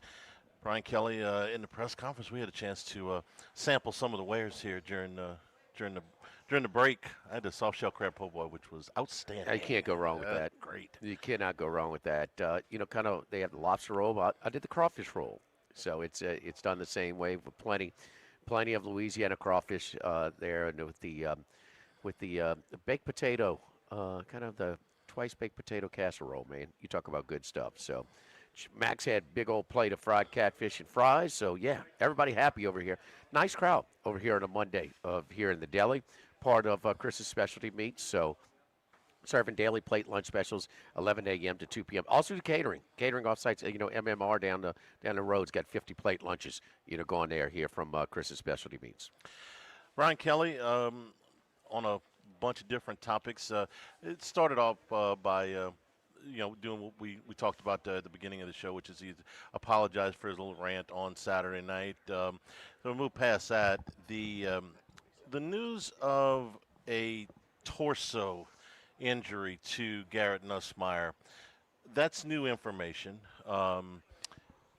a torso injury for a quarterback, if it is painful to deliver the football. I don't know. How much does it hurt? Only Nussmeier himself knows for sure. But it ain't nothing. If he brought it up, it's got to be at least painful enough for him to have to make some adjustments. So how much is that? Oh, it's got a lot to do with affected it. him? Will throw off your mechanics, which we've talked about. Yeah, because you're absolutely. And you know, his apology to Cabo. I wish they would have dragged that out a little bit longer. But anyway, you know, I'm getting a little salty at each other. I'm joking. I know. But the thing is, but we said this yesterday. It was predictable. He's going to make amends. He's been fine to deal with. He's the emotion. You deal with it in post game shows. The coaches deal. I mean, he's got to get, you know, amped up into the game too. He does. You know, you catching him before the cool down period, so that's understandable. But yes, it has a lot to do when you're trying to overcompensate for some pain, and you start doing things differently. Instead, I mean, this is a guy. His dad was a quarterback and is a coach. His brother's a quarterback. I mean, they've been throwing ball. Same thing. Nussmeier and Arch Manning. What is going on with their mechanics? Is Arch hurt? There's some whispers out there that he's hurt, huh? Well, Looks like it. the He's faces that he makes when he throws it, yeah. Okay, well, you know, Nussmeier might not be grimacing, but these guys have been throwing footballs, fundamentally sound balls, since they're 7, 8 years old. I mean, so it's just, that was me. And so when he apologized, he said, "I'm defending my team." Which is what we talked about, you know, deflecting, right, whatever. Okay, Take he's the heat got off of his team back. Yeah. He might be crushing them in the locker room, in film study, but he's going to, you know, not get to that point. But he's defending his quarterback. He said, I don't want to get into it, but I'm going to have to. So now he's providing an excuse. The one that got me, how long have we talked about LSU football in the offseason? Ad nauseum. How many times you say, man, one thing that Nussmeier brings to the table, if I was on a national show or you do another spot, radio spot, or whoever's doing a spot, and you say, but I'm going to tell you what, there's nobody that can manage a running game like Garrett Nussmeier. You were walking around. He said, man, he really managed the running game well. Brian Kelly. What does that mean? He's trying to give his quarterback who is struggling, who may be dealing with injury, he's trying to do something positive, Charlie. Okay. He said he really managed. You can go back and play the clip. I believe you. I just don't know what that means. I don't. Nussmeier's managing the running game. What? Maybe getting people into proper formation if there's some automatic checks at the line. I mean, Okay. I don't. Well, I could. That's not what he's. That's not what we.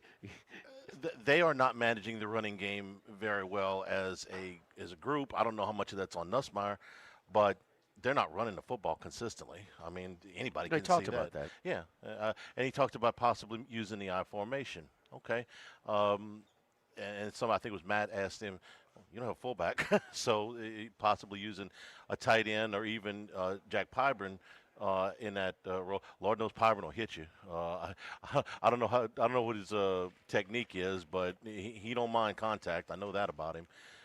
Would that help? Look, at this point, we've been talking about non-traditional rushing attack. Now, what we've been talking about is these long handoffs, motion the receiver into the backfield and getting him the ball. I mean, these things are they sustainable? I don't know.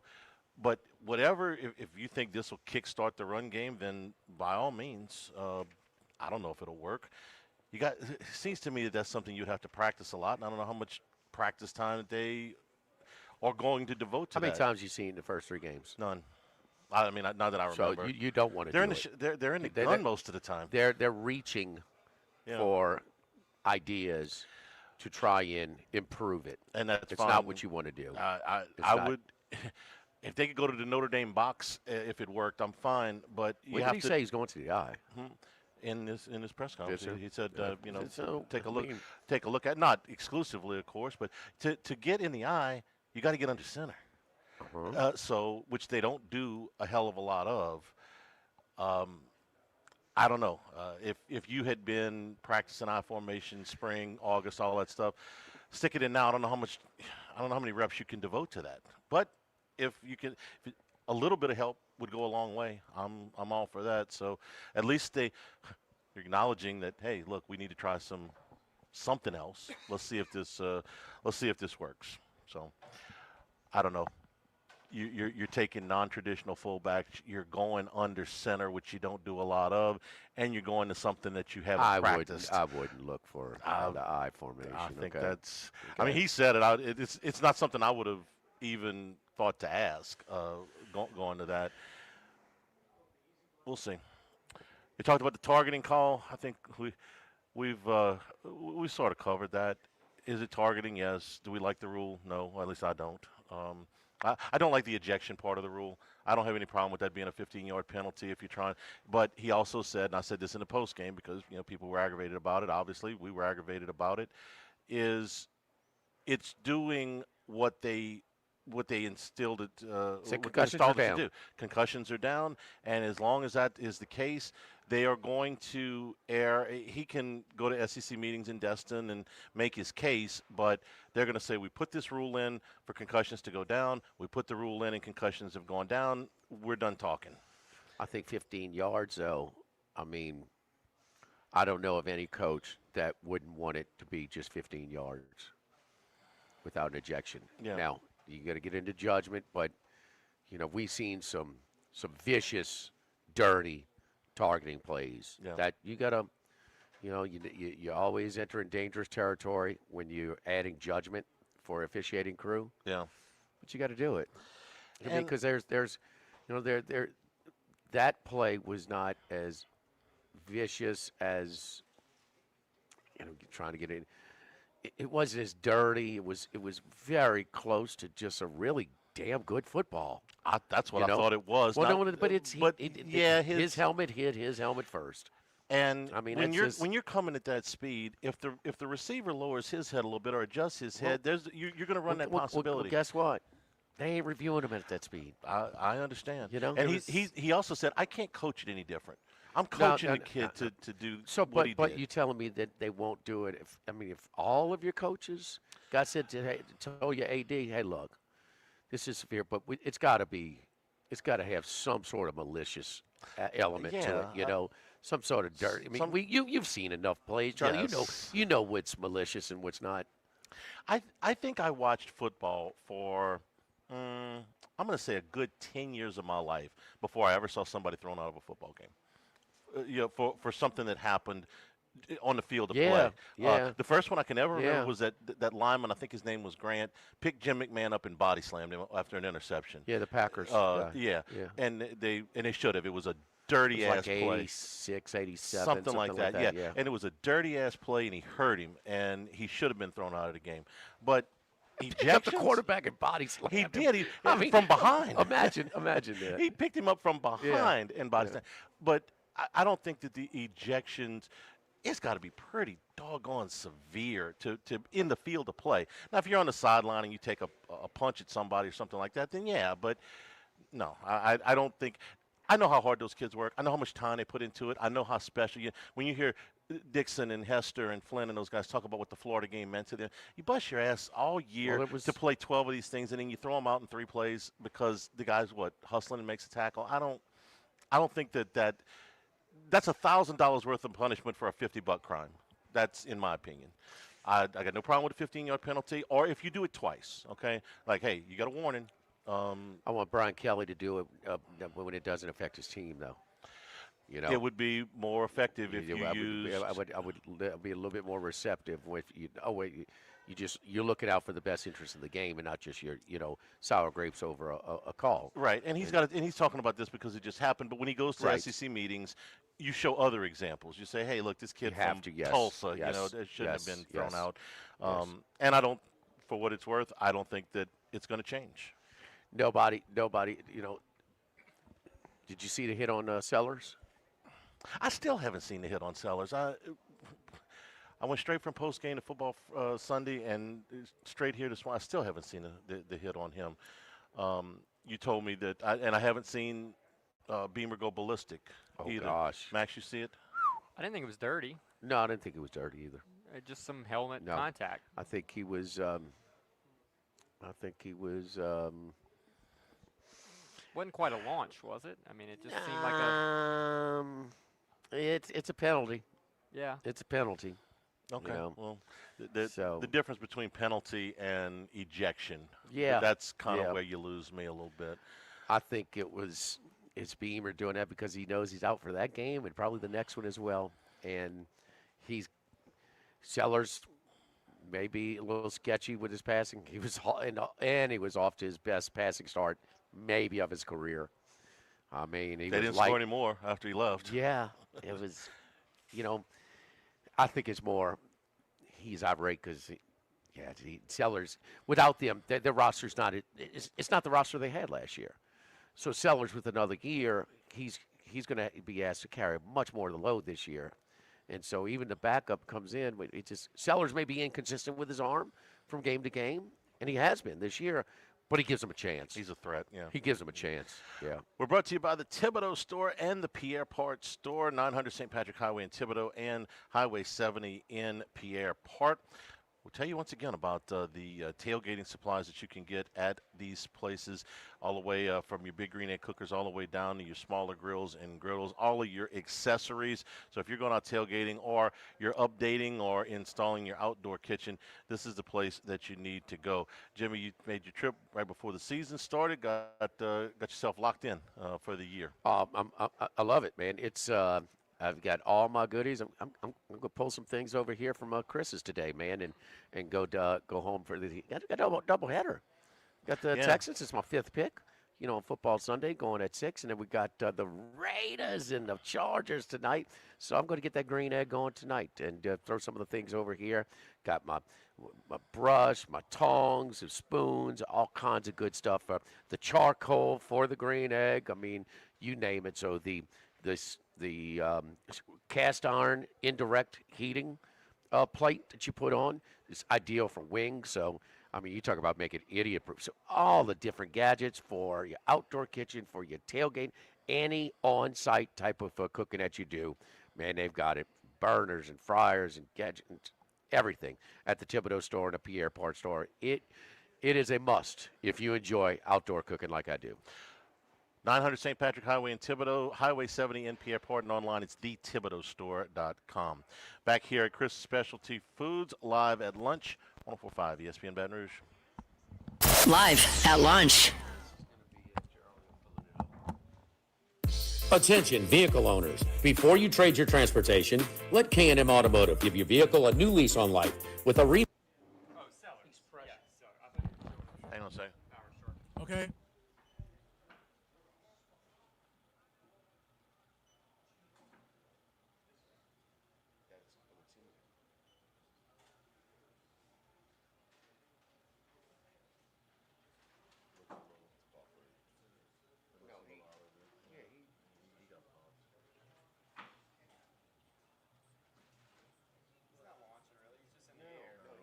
He's closing on him, but his helmet hits his helmet. I mean, look. His helmet hits his. Yeah. The initiating his head's up. Yeah, no, it's not launching or anything. All right. Say when. All right, it's rolling. This is Charles Hannegriff. Join us for the Tuesday edition of Live at Lunch from Doe's Eat Plate on Government. Eat Plate? This is Charles Hannegriff. Join us from Doe's Eat Place on Government Street in Mid-City for the Tuesday edition of Live at Lunch.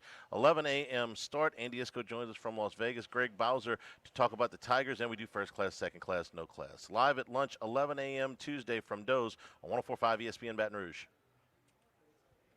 Down the drain. Roto-Rooter. A timeless melody. Roto-Rooter? The lithe arrangement. But it's a clog-busting company. Wrong there. Roto-Rooter has grown into more than a clog-busting company. They're North America's largest full-service plumber and drain cleaner. And when you need Roto-Rooter, remembering this jingle can be priceless. Roto-Rooter. For all of your plumbing and drainage solutions, call Roto-Rooter in Baton Rouge at 925-8710. That's 925-8710. The Grand Bayou Casino, conveniently located off I-10 at exit 139 in Grostead, offers the latest video poker machines 24 hours a day, 7 days a week. Got a great staff at the Grand Bayou Casino. Our inviting staff will greet you with complimentary coffee and sodas as you enjoy listening to the curated tunes in our comfortable seating. Make the trip to Grand Bayou Casino, where players are welcome. The Grand Bayou Casino, I-10 at the Grostead exit. If you or someone you know has a gambling problem, call 1-877-770-STOP. The Grand Bayou Casino. With all of the financial headlines, are you worried if your retirement savings will last? The market's ups and downs can keep you guessing, especially if you're approaching retirement or considering it. If you have more questions and answers about what's next, let's work together to help ensure you're prepared for your journey. After all, retirement isn't the end of the trek, it's a new beginning. Stop by your local Edward Jones advisor. Text Morris on Jefferson. Edward Jones, member SIPC. This is Charles Hanniger for Coastal Capital Advisors, your full-service financial planners. When it comes to retirement, there are no two situations alike. So Coastal Capital Advisors will work with you, your business partners, your legal team, and tax professionals to make sure those goals are achieved. Coastal Capital Advisors will work for you. I know, because they work for me. For more information, contact Philip Fontenot and his great staff at 337-981-1376 or online at coastalcapitaladv.com. Advisory services provided by New Age Advisors, LLC, doing business as Coastal Capital Advisors as a registered investment advisor. Securities offered through New Edge Securities, Inc., member FINRA, SIPC. At Town Square Pizza, we take pride in serving Baton Rouge with fresh, delicious, piping hot, personalized pizza with unmatched speed. Whether you're a downtown worker, a family looking for convenience and value, or an out-of-towner staying at one of the nearby hotels, Town Square Pizza is the spot for you. Try a specialty pizza like the Spanish Town Supreme or custom build your own. Family packs, kids' meals, and salads are available as well. It's hip to be square at Town Square Pizza, downtown facing. What else? Town Square.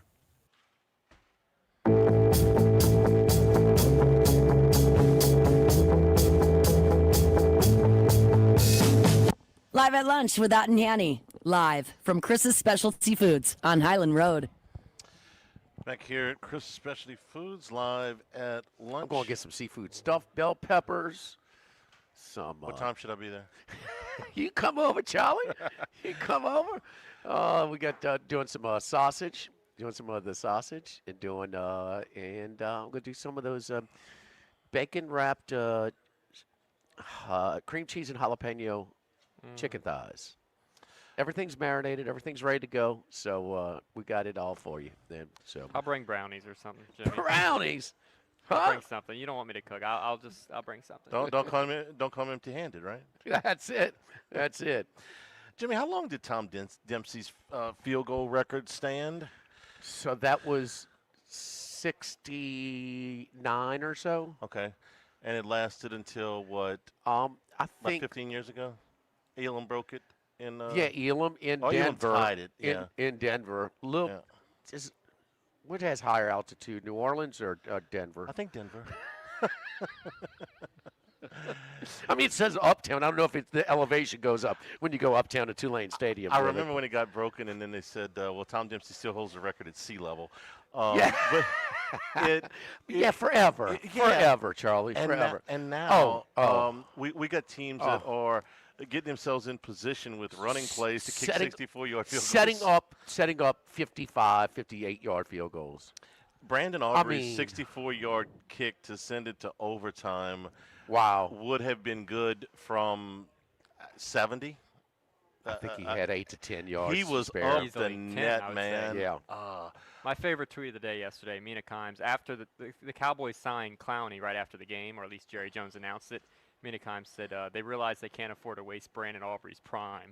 I mean, that's what it is. I mean, he is a game changer for the Cowboys. And as good as Russell Wilson played, he just threw that ball up early down for that interception. But he threw for 450. 450.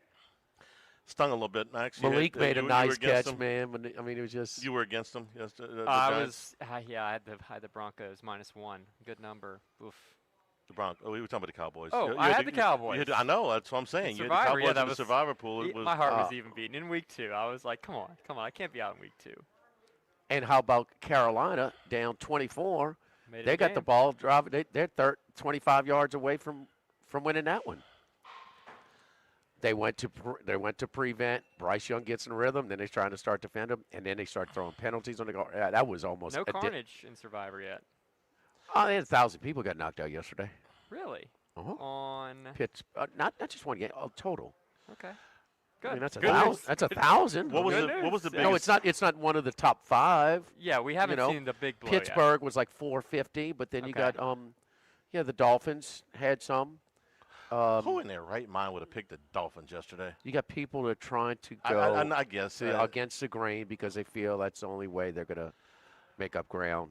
To me, it might be a little early for that, but, you know. I did it with Dallas yesterday. I wasn't confident in them, but I thought it was a good spot. Who was the biggest favorite to Giants lose? bounced. I mean, did the Giants look terrible in week 1? In week 1, yeah. Okay. Absolutely. Well, did they look better? They did. And we, the coach, that Napier in-game interview was very tough. Early on, you look okay, coach. I think it was 3-0 at the time, something like that. And he goes, well, first thing is our effort. We came to play, which they didn't against South Florida. I mean, kind of like that's where he is right now. He doesn't know if his guys are going to come to play or not. He doesn't know. And there's no clue. And they were chippy in pregame. They had to separate them a couple of times. But how much did they thought they were trying to get in LSU's head? Probably. I've never seen LSU's involved too, so I've never seen a team go all the way over to the student section. Usually this stuff happens at midfield. They went all the way to the student section, so that was a little bit different. Yeah, I mean they went out of their way a little bit. Okay, I mean LSU can't help but get involved if you're going all. Yeah, I mean I've seen them stomping on the logo and the Tiger's Eye and all that stuff, but this one to cross the entire field. But Florida was ready to play. I mean, they could have, that's their intensity was there, but the focus was not there, and they will probably look fine once they get to November. And Lagway's had 8 weeks to really prep himself, which is what he would have had. It's not a given that they're not going to kind of quit a little bit. The schedule, no, they're going to get banged up. And they could be they're playing going with an to interim, get banged up with they that could be schedule. playing with an interim coach too at that point in November. So I don't want to discount that. That could easily happen. Don't you have to wait till this guy loses his 7th game to ensure a losing record, or do you want to get a jump? Because your roster will be salvaged. It'll be better if you make an early move. Well, you got to get in line. UCLA and Virginia Tech both fired coaches yesterday. I'm well aware. You got. There were some. Now Florida's a way better job than either one of those jobs, but pretty alarming home losses. Yeah. To get pushed around by Old Dominion, who's been Division I for a week. I think it's like 2 or 3 years, whatever. But in New Mexico. Right. I mean, you could have shot a cannon through that place. Oh, the Rose Bowl. You know what it reminded me of when Tulane was playing the Superdome. And there was just nobody in those years when they were really Tulane bad. is not UCLA. Was it? Yeah, they're not UCLA. And the Rose Bowl is bigger than the Superdome as far as capacity and all that stuff. But no, it looked bad. It's. I mean, this is an athletic department that's in the red. Yeah. And they what they got at UCLA's going. Well, who's going to get? You better go hustle your alums. And I mean, I don't know how good a job that is anymore. Being in the Big Ten and that constant travel, you're at a disadvantage there. They've always been notoriously cheap. Well, are they cheap? Was Joe Dean cheap? Yeah. Okay, well, they're losing money. They were losing money when he was there. You know the financial status. When Broadhead left, yeah, they were. Yes. Yeah, he was brought in to put the program into black. Yes, you had to get 3 signatures for a number 2 pencil. Yeah. I mean, it's like no, it's a different era. I mean, so they're trying to. They went up on the balance sheet, down in the standings. Everybody wants them to spend money they don't have. So their alumni association or whatever, it's an unbelievable school. The reputation as a public school is unbelievable. It's very difficult to get in. So you better tap into some of those successful alums for the athletic side. And they're just, they're so far behind on it. Isn't that what athletic directors are, fundraisers now? And your head coach, too. Yes, all of your Yes, all your everybody. Yes. That's the that's the job now. But they just want to spend. They don't have any money. So, you got to do what the others have been doing for a long period of time. And I mean, it's a great school. It's a great. Charlie, I've been to their practice field. They have one practice field. Their equipment storage is a shed. If they were Now it doesn't rain like it does here, and it's nice. It's a nice blue and gold paint on it. It looks better than most sheds, but it's a shed. If they were at Texas high school, they would be in the middle of the package cars yes, facilities. yes. Thanks to the folks here at Chris's Specialty Foods. We're looking forward to spinning shows here throughout the fall. Lunch menu Monday through Friday. Catering available as well, so you can get it over here at Chris's Specialty Foods on Highland Road across from Rufino's. We're at Doe's tomorrow. Have a great day, everybody. Stay tuned for Hunt Palmer on 104.5 ESPN Baton Rouge.